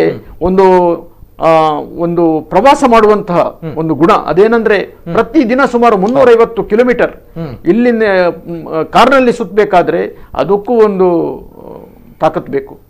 ಇದು ಎಲ್ಲರಿಂದ ಮಾಡಲಿಕ್ಕೆ ಸಾಧ್ಯ ಇಲ್ಲ. ನನಗೆ ತಿಳಿದ ಮಟ್ಟಿಗೆ ಸುಮಾರು ಈ 2 ವರ್ಷದ ಅವಧಿಯಲ್ಲಿ 1,40,000 ಕಿಲೋಮೀಟರ್ ಅವರು ಪ್ರವಾಸವನ್ನು ಮಾಡಿದ್ದಾರೆ ಅಂತ ಹೇಳಿದ್ರೆ ನಾವೊಂದು ಎವರೇಜ್ ತೆಗಿಬೇಕು ಅದರದ್ದು. ನಿಜ ನಿಜ ನಿಜ ನಿಜ. ಎಸ್ ಪ್ರವಾಸದ ಬಗ್ಗೆ ತಾವು ಹೇಳಿರೋ, ನಾನು ಕೂಡ ಅದನ್ನೇ ಕೇಳಿರುವಂತದ್ದು. ತುಂಬಾ ಹೈಪರ್ ಆಗಿರ್ತಾರೆ, ತುಂಬಾ ಆಕ್ಟಿವ್ ಆಗಿರುವಂತಹ ವ್ಯಕ್ತಿ ನಳಿನ್ ಕುಮಾರ್ ಕಟೀಲ್. ಜೊತೆಗೆ ತಾವು ಹಿರಿಯರಿದ್ದೀರಾ ಸರ್, ಈ ಸಂದರ್ಭ ನಾನು ಕೇಳುವಂತ ಪ್ರಶ್ನೆ, ನಳಿನ್ ಕುಮಾರ್ ಕಟೀಲ್ ಅವರ ತಾವು ಯಾವಾಗದಿಂದ ಅವರನ್ನ ಪ್ರಮುಖವಾಗಿ ಗಮನಿಸ್ತಾ ಬರ್ತಾ ಇದ್ರಿ, ಅಂಡ್ ವೆರಿ ಇಂಪಾರ್ಟೆಂಟ್ ಗುಣ ತಮಗೆ ತಾವು ಗಮನಿಸಿರುವಂತದ್ದು, yes is different from others ಅಂತ ಬಂದಾಗ? ಪ್ರಥಮವಾಗಿ ನಾನು ಮೊದಲಿನ ಲೋಕಸಭಾ ಚುನಾವಣೆಯಲ್ಲಿ ಅವರ ಸಂಪರ್ಕಕ್ಕೆ ನಾನು ಬಂದಿದ್ದೆ. ಆ ಸಂದರ್ಭದಲ್ಲಿ ನನಗೆ ಬಹಳಷ್ಟು ಅವಕಾಶಗಳು ಇರಲಿಲ್ಲ. ಆದರೆ ಎರಡನೇ ಚುನಾವಣೆ ಸಂದರ್ಭದಲ್ಲಿ ನಾನು ಮಂಗಳೂರು ನಗರ ದಕ್ಷಿಣದ ಅಧ್ಯಕ್ಷ ಆಗಿದ್ದೆ, ಭಾರತೀಯ ಜನತಾ ಪಾರ್ಟಿಯ ಅಧ್ಯಕ್ಷ ಆಗಿದ್ದೆ. ಈ ಮಂಡಲದ ಒಂದು ಅಧ್ಯಕ್ಷ ಸ್ಥಾನದಲ್ಲಿ ನಾನಿರುವಾಗ ಚುನಾವಣೆಯನ್ನು ಪ್ರಪ್ರಥಮವಾಗಿ ಎದುರಿಸುವಂತಹ ಒಂದು ಅವಕಾಶ ನನಗೂ ಸಿಕ್ಕಿತ್ತು. ಆವಾಗ ನಾನು ಅವರನ್ನು ಬಹಳ ಹತ್ತಿರದಿಂದ ನಾನು ನೋಡಿದ್ದೆ. ಅವರ ಪ್ರವಾಸ ಇರಬಹುದು, ಅವರ ಚುನಾವಣೆ ವೈಖರಿ ಇರಬಹುದು, ಪ್ರಚಾರ ಕಾರ್ಯಕ್ರಮ ಇರಬಹುದು, ಇನ್ನೊಂದು ಮತ್ತೊಂದು, ಎಲ್ಲದರಲ್ಲಿ ಅವರ ಒಂದು ನಿಷ್ಠೆಯನ್ನು ನಾನು ಬಹಳ ಹತ್ತಿರದಿಂದ ಕಂಡೆ. ಆದರೆ ಮೂರನೇ ಚುನಾವಣೆ 2019 ಚುನಾವಣೆಯಲ್ಲಿ ನಾನು ಕ್ಯಾಂಡಿಡೇಟ್ ಇನ್ಚಾರ್ಜ್ ಆಗಿದ್ದೆ. 2019 ಚುನಾವಣೆಯಲ್ಲಿ ಭಾರತೀಯ ಜನತಾ ಪಾರ್ಟಿಯ ಕ್ಯಾಂಡಿಡೇಟ್ ಇನ್ಚಾರ್ಜ್ ನಳಿನ್ ಕುಮಾರ್ ಕಟೀಲ್ ರವರ ಕ್ಯಾಂಡಿಡೇಟ್ ಇನ್ಚಾರ್ಜ್ ಆಗಿದ್ದೆ. ಆವಾಗ ನನಗೆ ಬಹಳಷ್ಟು ಅವಕಾಶಗಳು ಸಿಕ್ಕಿತ್ತು. ಅಂದ್ರೆ ನಳಿನ್ ಕುಮಾರ್ ಕಟೀಲ್ ಜಿ ಅವರು ಎಷ್ಟು ಪ್ರವಾಸ ಮಾಡ್ತಾರೆ ಅಷ್ಟೇ ಪ್ರವಾಸ ನಾನು ಅವರ ಜೊತೆ ಮಾಡಬೇಕು. ಬೆಳಿಗ್ಗೆ 6 ಗಂಟೆಗೆ ನಾವು ಒಂದು ಕಡೆಯಲ್ಲಿ ಸೇರ್ಬೇಕಾದ್ರೆ, ಚುನಾವಣಾ ಕಚೇರಿಯಲ್ಲಿ ಸೇರ್ಬೇಕಾದ್ರೆ 6 ಗಂಟೆ ಪರ್ಫೆಕ್ಟ್ ಅಂದು ನಾನು ಸಹ ಸ್ವಲ್ಪ ಟೈಮನ್ನು ಕೀಪ್ ಅಪ್ ಮಾಡ್ತೇನೆ. ನಾನು 6 ಗಂಟೆ ಅಂತ ಹೇಳಿದ್ರೆ 6 ಗಂಟೆಗೆ 5 ನಿಮಿಷಕ್ಕೆ ಮೊದಲೇ ಬಂದು ನಿಲ್ಲುವವ. ಅದೇ ರೀತಿ ನಳಿನ್ ಕುಮಾರ್ ಕಟೀಲ್ರು ನನಗೆ ಫೋನ್ ಮಾಡ್ತಿದ್ರು, ರವೀಣ್ಣ ಬಂದ್ರ ಅಂತ. 6 ಗಂಟೆಗೆ ನಮ್ಮ ಪ್ರವಾಸ ಆರಂಭ ಅಂತ ಹೇಳಿದ್ರೆ 6 ಗಂಟೆಗೆ ಪರ್ಫೆಕ್ಟ್ ನಾವು ಸ್ಟಾರ್ಟ್ ಆಗಿ ಆಯ್ತು. ನಾವು ರಾತ್ರಿ 12:30 1 ಗಂಟೆ ಈ ರೀತಿ ಪ್ರತಿ ದಿವಸ. ಅದರಲ್ಲಿ ಅದ್ಭುತವಾದ ವಿಷಯ ಅಂತ ಏನು ಹೇಳಿದ್ರೆ, ಎಲ್ಲಿಯೂ ಕಾರ್ಯಕರ್ತರನ್ನು ನೋಡುವಾಗ ಅವರ ಹುರುಪು, ಅದು ಆ ಜೋಶ್ ಏನಿದೆ ಅವರದು, ಅದನ್ನು ನಂಬಲಿಕ್ಕೆ ಸಾಧ್ಯ. ಅದು ನಾನು ಪ್ರತಿ ದಿವಸ ನಾನು ನೋಡಿದೆ. ಸುಮಾರು 35 ದಿವಸಗಳ ಕಾಲ ಅವರೊಂದಿಗೆ ಪ್ರವಾಸ ಮಾಡುವಾಗ ಅವರಿಗಿರುವ ಸಂಪರ್ಕ ಏನು ಅಂತ ನೋಡಿದೆ. ಪ್ರತಿ ಭಾಗದಲ್ಲಿ ಅವರಿಗೆ ಸಂಪರ್ಕ. ಇಂಥ ಒಂದು ವ್ಯಕ್ತಿ ಅದ್ಭುತವಾಗಿ ಅವರು ಬೆಳೆದದ್ದು ಹೇಗೆ ಎಂದು ನನ್ನ ಲೆಕ್ಕಾಚಾರ ನಾನು ಹಾಕ್ತಾ ಇದ್ದೆ. ಹಾಗೆ ಒಬ್ಬ ನಿಷ್ಠಾವಂತ ಭಾರತೀಯ ಜನತಾ ಪಾರ್ಟಿಯ ಕಾರ್ಯಕರ್ತ, ಸಂಘದ ಕಾರ್ಯಕರ್ತನಾಗಿ ಅವರು ಪ್ರಾಮಾಣಿಕವಾಗಿ ದುಡಿದ ಪರಿಣಾಮ ಇವತ್ತು ಅವರು ಇಷ್ಟು ಜನರ ಸಂಪರ್ಕಕ್ಕೆ ಅವರು ಬಂದಿದ್ದಾರೆ. ಅದರಲ್ಲಿಯೂ ನಾನು ಹೇಳಬೇಕಾದ್ರೆ ಯುವ ಜನತೆ ಇರಬಹುದು, ಮಧ್ಯಮ ವಯಸ್ಕರು ಇರಬಹುದು, ಹಿರಿಯರಿರ್ಬೋದು, ಪ್ರತಿಯೊಬ್ಬರ ವ್ಯಕ್ತಿ ಪರಿಚಯ ಅವರಿಗಿದೆ. ಇದು ಅವರದ್ದು ಮೇನ್ ವೆಪನ್ ಅಂತ ನಾನು ಹೇಳ್ತೇನೆ. ಪರ್ಫೆಕ್ಟ್ ಸಮಯ ಪ್ರಜ್ಞೆ ತಾವು ಹೇಳುವಂತದ್ದು, ತಾವು ಗಮನಿಸಿರುವಂತಹ ವಿಚಾರ. ಎಸ್ ರಾಮದಾಸ್ ಅವರು, ತಾವು ಕೂಡ ಗಮನಿಸಿರುವಂತವರು, why he is different from others ಅಂತ ಬಂದಾಗ ಅನೇಕ ಘಟನಾಘಟಿ ನಾಯಕರಿದ್ದಾರೆ ಬಿಜೆಪಿಯಲ್ಲಿ. ಎಸ್ ನಳಿನ್ ಕುಮಾರ್ ಕಟೀಲ್, ಭಾರತೀಯ ಜನತಾ ಪಾರ್ಟಿಯ ಜವಾಬ್ದಾರಿಯನ್ನು ಕೊಡುವಾಗ ಅವರು ವ್ಯಕ್ತಿಯನ್ನ ಗಮನಿಸಿ ಕೊಡ್ತಾರೆ. ಸುಮ್ಮನೆ ರಾಜ್ಯಾಧ್ಯಕ್ಷ ಸ್ಥಾನದಂತ ಬಹಳ ದೊಡ್ಡದಾದಂತ ಅತ್ಯಂತ ಮಹತ್ವದ ಜವಾಬ್ದಾರಿಯನ್ನು ಕೊಡುವಾಗ ತುಂಬಾ ಆಲೋಚನೆಗಳನ್ನ ಮಾಡ್ತಾರೆ ಹಿರಿಯರು. ಒಂದನೇದ್ದು, ರಾಜ್ಯಾಧ್ಯಕ್ಷ ಆದವ ಇಡೀ ರಾಜ್ಯದಲ್ಲಿ ಪ್ರವಾಸ ಮಾಡಬೇಕು. ಒಂದನೇ ಪ್ರವಾಸ, ಎರಡನೇ ಸಂಪರ್ಕ. ಈ ದೃಷ್ಟಿಯಿಂದ ಪ್ರವಾಸ ಮತ್ತು ಸಂಪರ್ಕಗಳನ್ನು ಒಟ್ಟು ಸೇರಿಸಿಕೊಂಡು ಈ ಪಕ್ಷವನ್ನ ಸಂಘಟಿಸುವಂತ ಕೆಲಸವನ್ನ ಸನ್ಮಾನ್ಯ ರಾಜ್ಯಾಧ್ಯಕ್ಷರು ನಳಿನ್ ಕುಮಾರ್ ಕಟೀಲ್ ರವರು ಮಾಡಿದ್ರು. ಪ್ರವಾಸ ಅಂತ ಹೇಳಿದ್ರೆ ಏನು, ಕಳೆದ 2019 ಆಗಸ್ಟ್ ನಲ್ಲಿ ಅವರು ರಾಜ್ಯಾಧ್ಯಕ್ಷರಾಗಿ ಜವಾಬ್ದಾರಿಯನ್ನ ಸ್ವೀಕಾರ ಮಾಡಿದ್ರು. ಜವಾಬ್ದಾರಿಯನ್ನ ಸ್ವೀಕಾರ ಮಾಡಿದಂತ ಕೂಡಲೇ ಪರಿಚಯ ಪ್ರವಾಸ ಅಂತ ಹೇಳಿ ಮಾಡಿದ್ರು. ಇಡೀ ರಾಜ್ಯಕ್ಕೆ ಅವರು ಓಡಾಟವನ್ನು ಮಾಡಿದ್ರು. ಎಲ್ಲ 38 ಸಂಘಟನಾತ್ಮಕ ಜಿಲ್ಲೆಗಳಿದ್ದಾವೆ, ಎಲ್ಲ ಜಿಲ್ಲೆಗಳಿಗೆ ಹೋದ್ರು. ಆ ನಂತರ ರಾಜ್ಯಾಧ್ಯಕ್ಷರಾಗಿ ಅಧಿಕೃತವಾಗಿ ನಿಯುಕ್ತಿಗೊಂಡ ನಂತರ ಹಲವಾರು ಪ್ರವಾಸಗಳನ್ನು ಮಾಡಿದ್ರು. ಈಗ ಎಲ್ಲ ಜಿಲ್ಲೆಗಳಲ್ಲಿ ನಮ್ಮ ಜಿಲ್ಲಾ ಕಾರ್ಯಾಲಯಗಳ ಕಾಮಗಾರಿ ನಡೀತಾ ಇದೆ. ಜಿಲ್ಲಾ ಕಾರ್ಯಗಳನ್ನ ಒಂದು ನಿರ್ಮಾಣ ಮಾಡುವಂತ ಕೆಲಸವನ್ನ ರಾಷ್ಟ್ರೀಯ ಅಧ್ಯಕ್ಷರು ಈಗ ಅವರ ಯೋಜನೆಯ ಮೂಲಕ ಇದನ್ನ ಮಾಡ್ತಾ ಇದ್ದಾರೆ. ಎಲ್ಲ ಜಿಲ್ಲೆಯ ಕಾರ್ಯಾಲಯಗಳ ಕಾಮಗಾರಿ ಪ್ರಗತಿಯನ್ನು ಅವರು ಸ್ವತಃ ಖುದ್ದು ಹೋಗಿ ನಿಂತು ಮಾಡಿದ್ದಾರೆ. ಮತ್ತು ಕೋರ್ ಕಮಿಟಿ ಸಭೆಗಳಲ್ಲಿ ಭಾಗವಹಿಸುವಂತದ್ದು, ಎಲ್ಲ ಜಿಲ್ಲೆಗಳ ಕೋರ್ ಕಮಿಟಿ ಸಭೆಗಳಲ್ಲಿ ಭಾಗವಹಿಸ್ತಾರೆ. ನೀವು ಗಮನಿಸಬೇಕು, ರಾಜ್ಯದಲ್ಲಿ ಕೋರ್ ಕಮಿಟಿ ಸಭೆ ಆಗುತ್ತೆ, ಪ್ರತಿ ತಿಂಗಳಿಗೊಮ್ಮೆ ಕೋರ್ ಕಮಿಟಿ ಸಭೆ ಆಗ್ತದೆ. ಆ ಕೋರ್ ಕಮಿಟಿ ಸಭೆಯಲ್ಲಿ ಅವರು ಭಾಗವಹಿಸಬೇಕು. ರಾಜ್ಯದಲ್ಲಿ ಪದಾಧಿಕಾರಿಗಳ ಸಭೆಯನ್ನ ಮಾಡ್ತಾರೆ. ಅದಕ್ಕೆ ನಿಯಮಿತವಾದಂತಹ ಟೈಮ್ ಟೇಬಲ್ ಇದೆ, ನಮ್ಮ ಹತ್ರ ವೇಳಾಪಟ್ಟಿ ಇದೆ. ಆ ವೇಳಾಪಟ್ಟಿಯನ್ನೆಲ್ಲ ಉಪಯೋಗ ಮಾಡಿಕೊಂಡು ಅವರು ಸಭೆಗಳನ್ನ ಮಾಡ್ತಾರೆ. ವಿಶೇಷ ಕಾರ್ಯಕಾರಿಣಿ ಸಭೆ ನಡೀತದೆ ರಾಜ್ಯದಲ್ಲಿ, ಅದೇ ರೀತಿ ಪದಾಧಿಕಾರಿಗಳ ಸಭೆ ನಡೀತದೆ. ಈ ಎಲ್ಲ ಸಭೆಗಳನ್ನ ಹೊರತುಪಡಿಸಿ ಎಲ್ಲ ಸಭೆಗಳಿಗೆ ನಿಯಮಿತವಾಗಿ ಅವರು ರಾಜ್ಯಾಧ್ಯಕ್ಷರಾಗಿ ಭಾಗವಹಿಸ್ತಾರೆ. ಅವರು ಭಾಗವಹಿಸದೆ ಇರದಂತ ಸಭೆ ಯಾವುದೇ ಇರ್ಲಿಕ್ಕಿಲ್ಲ. ಎಲ್ಲ ಸಭೆಗಳಲ್ಲಿ ಅದಕ್ಕಿಂತ ಹೆಚ್ಚುವರಿಯಾಗಿ ಎಲ್ಲ ಜಿಲ್ಲೆಗಳ ಸಭೆಗಳಲ್ಲಿ ಅವರು ಭಾಗವಹಿಸ್ತಾರೆ. ಇದು ಅವರ ಪ್ರವಾಸ ಮತ್ತು ಸಂಪರ್ಕ. ಮತ್ತು ದಕ್ಷಿಣ ಕನ್ನಡ ಜಿಲ್ಲೆಯಲ್ಲಿ ಈಗಾಗಲೇ ರವೀಣ ಹೇಳಿದಾಗೆ ಮುಲ್ಕಿ ಮೂಡುಬಿದ್ರೆಯವರು ಸಾಮಾನ್ಯ ಕಾರ್ಯಕರ್ತನಿಂದ ಹಿಡಿದು ಸುಳ್ಯದವರು ಸಾಮಾನ್ಯ ಕಾರ್ಯಕರ್ತನವರೆಗೂ ಅವರಿಗೆ ನೆನಪಿನ ಶಕ್ತಿ ಉಂಟಲ್ಲ ಅವ್ರದ್ದು, ಅತ್ಯಂತ ಅಗಾಧವಾದಂತ ನೆನಪಿನ ಶಕ್ತಿ. ಓರ್ವ ಕಾರ್ಯಕರ್ತನನ್ನ ಹೆಸರು ಹಿಡಿದು ಕೂಗುವಂತ, ಹೆಸರು ಹಿಡಿದು ಗುರುತಿಸುವಂತ ಒಂದು ಅಗಾಧವಾದಂತ ಒಂದು ಶಕ್ತಿ ಅವರಲ್ಲಿದೆ. ಅದು ಏನು ಅಂತ ಹೇಳಿದ್ರೆ ಅವರ ಸ್ವಯಂ ಸೇವಕತ್ವದ ಗುಣದಿಂದ. ಅಂದ್ರೆ ಮನೆ ಮನೆಗೆ ಭೇಟಿ ಮಾಡಿ ಮನೆಯನ್ನ ಸಂಪರ್ಕ ಮಾಡಿದಂತವರು, ಅವರು ಸ್ವಯಂ ಸೇವಕನಾಗಿ ಮಾಡಿದಂತ ಒಂದು ಕೆಲಸ ಕಾರ್ಯಗಳು ಅದು ಅಲ್ಲಿಗೆ ಅವರಿಗೆ ಲಾಭ ಆಯ್ತು, ಅವರ ಅನುಭವಕ್ಕೆ ಅವರಿಗೆ ನೆರವು ಸಿಕ್ಕಿತು ಅದರಿಂದ.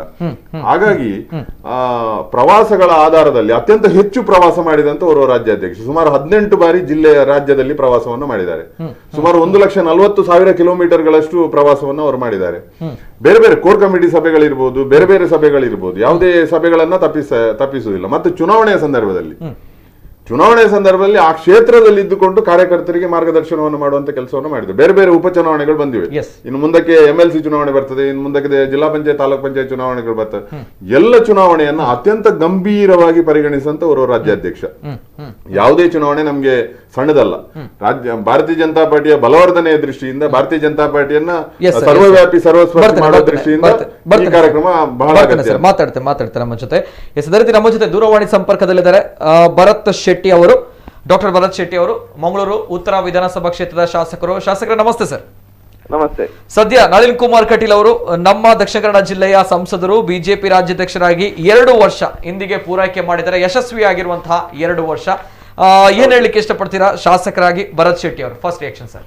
ನಮಗೆಲ್ಲ ಸಹ ಅವರು ಯುವ ಶಾಸಕರಲ್ಲಿ ಯಾರಿದ್ದೇವೆ ಮತ್ತು ಮೊದಲ ಬಾರಿ ಶಾಸಕರ ಯಾರಾಗಿದ್ದೇವೆ ಎಲ್ಲರಿಗೂ ಸಹ ಮೊದಲಿಂದ ಅವರು ಪ್ರೇರಣಾನ ಕೊಡ್ತಿದ್ರು. ಏನೋ ಸಣ್ಣ ಸಮಸ್ಯೆಗಳಿದ್ರು ಸಹ ಅದನ್ನ ಹ್ಯಾಂಡಲ್ ಮಾಡುದು ಹೇಗೆ, ಏನ್ ಮಾಡ್ಬೇಕೆಂಬುದನ್ನ ಕಿವಿ ಮಾತು ಅಂತ ಹಿಂದಿಂದ ಹೇಳ್ತಾ ಇದ್ರು. ಮತ್ತು ಎಲ್ಲರಿಗಿಂತ ಜಾಸ್ತಿಯಾಗಿ ಅವರು ಪಕ್ಷ ಸಂಘಟನೆ ಮಾಡುವ ವಿಷಯದಲ್ಲಿ ಇಡೀ ರಾಜ್ಯವನ್ನ ಎಲ್ಲಾ ಮಂಡಲಗಳು 311 ಮಂಡಲಗಳಲ್ಲಿ 300 ಮಂಡಲಗಳನ್ನ ಪ್ರವಾಸ ಮಾಡಿದ್ದಾರೆ.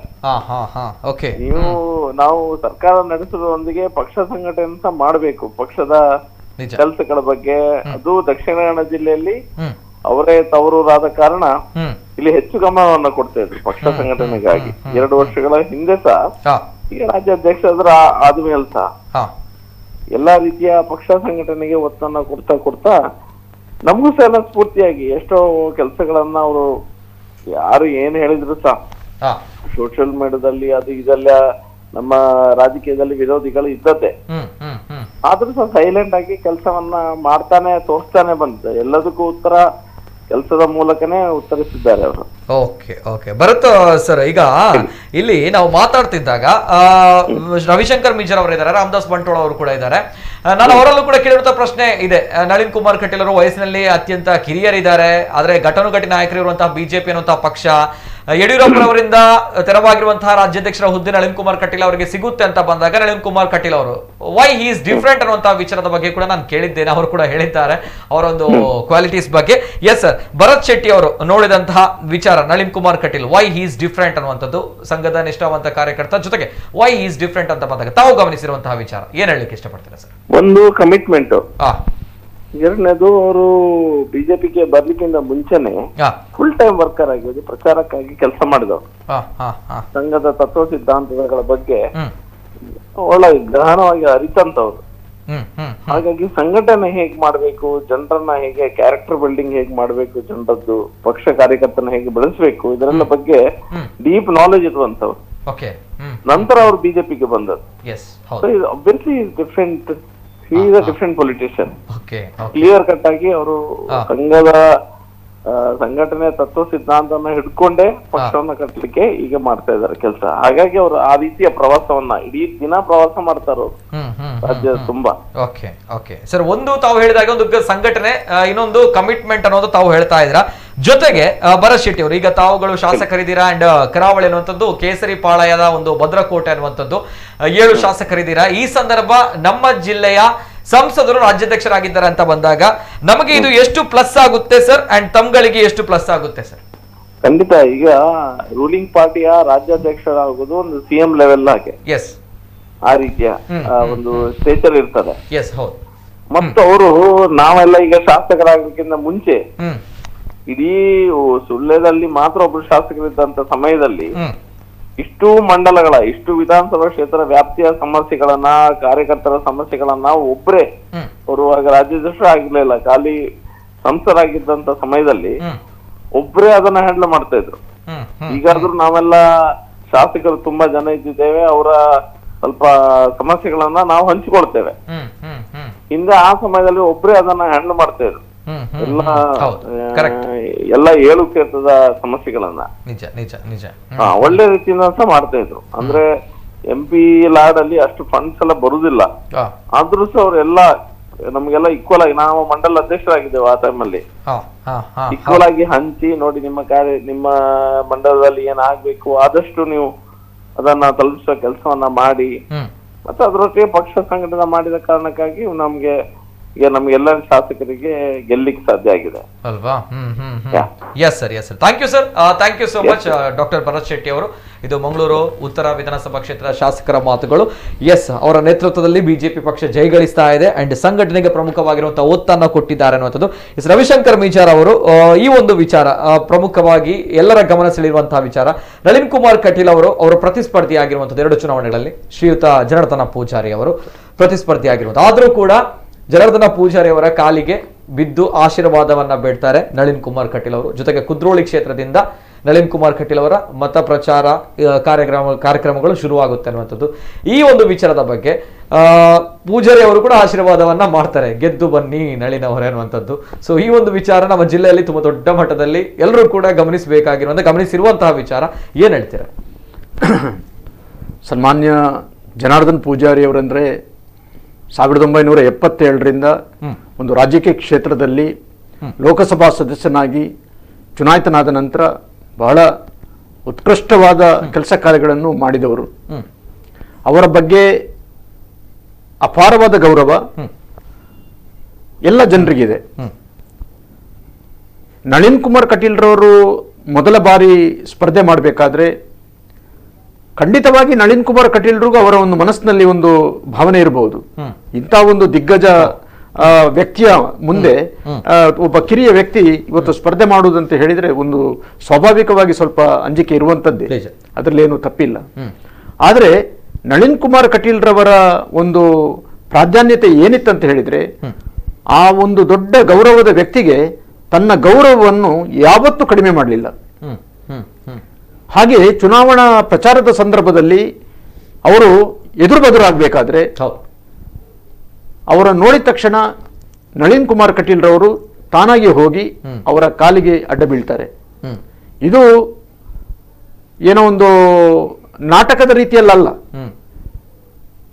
ಇದು ನಿಜವಾಗಿ ನೈಜವಾಗಿ ಒಂದು ಬಂದಂತ ವಿಷಯ. ಅವರು ಕಾಲಿಗೆ ಬಿದ್ದಂತಹ ಸಂದರ್ಭದಲ್ಲಿ ಆ ವ್ಯಕ್ತಿಯ ಅಷ್ಟೊಂದು ಮೇರು ವ್ಯಕ್ತಿತ್ವದ ಜನಾರ್ದನ ಪೂಜಾರಿ ಅವರು ಅವರಿಗೆ ಬೇರೇನೂ ಕಾಣಲಿಲ್ಲ. ಕೂಡಲೇ ಅವರು ಅವರಿಗೆ ಆಶೀರ್ವಾದ ಮಾಡಿದ್ರು. ಆಯ್ತು, ಚುನಾವಣೆ ಬಂತು. ಒಬ್ಬ ಪ್ರತಿಸ್ಪರ್ಧಿಯಾಗಿ ಚುನಾವಣೆಯಲ್ಲಿ ಸೋಲು ಗೆಲುವು ಇರುವುದೇ, ಯಾರಾದ್ರೊಬ್ಬನ ಗೆಲ್ಲಬೇಕು, ಯಾರಾದ್ರೊಬ್ಬ ಸೋಲ್ಬೇಕು. ಆದ್ರೆ ನಳಿನ್ ಕುಮಾರ್ ಕಟೀಲ್ ರವರು ಗೆದ್ದ ನಂತರವೂ ಸಹ ಜನಾರ್ದನ್ ಪೂಜಾರಿ ಒಬ್ಬ ಹಿರಿಯ ವ್ಯಕ್ತಿಗೆ ಯಾವ ರೀತಿಯ ಗೌರವವನ್ನು ಕೊಡಬೇಕು ಅದು ಎಲ್ಲಾ ಸಂದರ್ಭದಲ್ಲಿ ಕೊಟ್ಟಿದ್ದಾರೆ. ನಿಜ. ಮತ್ತೆ ಮುಖ್ಯವಾಗಿ ಹೇಳಬೇಕಾದ್ರೆ ನಾವೀಗ ಕುದ್ರೋಳಿ ಕ್ಷೇತ್ರದಲ್ಲಿ ನಾನು ಒಂದು ದೇವಸ್ಥಾನದ ಟ್ರಸ್ಟಿಯಾಗಿ ಅಲ್ಲಿ ಇರುವುದರಿಂದ ಒಂದು ದೊಡ್ಡ ವಿಷಯ ಏನಂತ ಹೇಳಿದ್ರೆ, ಪ್ರತಿ ಬಾರಿಯೂ ನಳಿನ್ ಕುಮಾರ್ ಕಟೀಲ್ ರವರು ನಾರಾಯಣ ಗುರುಗಳ ಒಬ್ಬ ಭಕ್ತನಾಗಿ, ಆ ಕ್ಷೇತ್ರದ ಒಬ್ಬ ಭಕ್ತನಾಗಿ ಆ ಕ್ಷೇತ್ರಕ್ಕೆ ಭೇಟಿ ಕೊಡುವ ಸಂದರ್ಭದಲ್ಲಿ ಜನಾರ್ದನ ಪೂಜಾರಿ ಅವರು ಆ ವಠಾರದಲ್ಲಿದ್ರೆ ಖಂಡಿತವಾಗಿ ಹೋಗಿ ಅವರಿಗೆ ಕಾಲಿಗದ್ದ ಬಿಟ್ಟು ಅವರ ಹತ್ರ ಒಂದು 10 ನಿಮಿಷದ ಮಾತುಕತೆ ಮಾಡಿ ಬರುವಂತದ್ದು ಸಂಪ್ರದಾಯ. ಈ ರೀತಿ ಗೌರವವನ್ನು ಪ್ರತಿಯೊಬ್ಬ ವ್ಯಕ್ತಿ, ರಾಜಕೀಯ ವ್ಯಕ್ತಿ ಇರ್ಬೋದು ಅಥವಾ ಸಾಮಾಜಿಕ ವ್ಯಕ್ತಿ ಇರ್ಬೋದು, ಪ್ರತಿಯೊಬ್ಬರಿಗೆ ಕೊಡುವಂತದ್ದು ಒಳ್ಳೆಯ ಗುಣ ನಳಿನ್ ಕುಮಾರ್ ಕಟೀಲ್ ರವರಿಗೆ ಇದೆ. ಆ ಒಂದು ಗುಣದಿಂದಾಗಿ ಇವತ್ತು ಜನಾರ್ದನ್ ಪೂಜಾರಿಯವರು ಸಹ ಪ್ರತಿ ಚುನಾವಣೆಯಲ್ಲಿ ಅವರನ್ನು ಹರಿಸಬೇಕಾದ್ರೆ ನೀನು ಗೆದ್ದು ಬಾ ಅಂತಲೇ ಹೇಳ್ತಾ ಇದ್ದಾರೆ.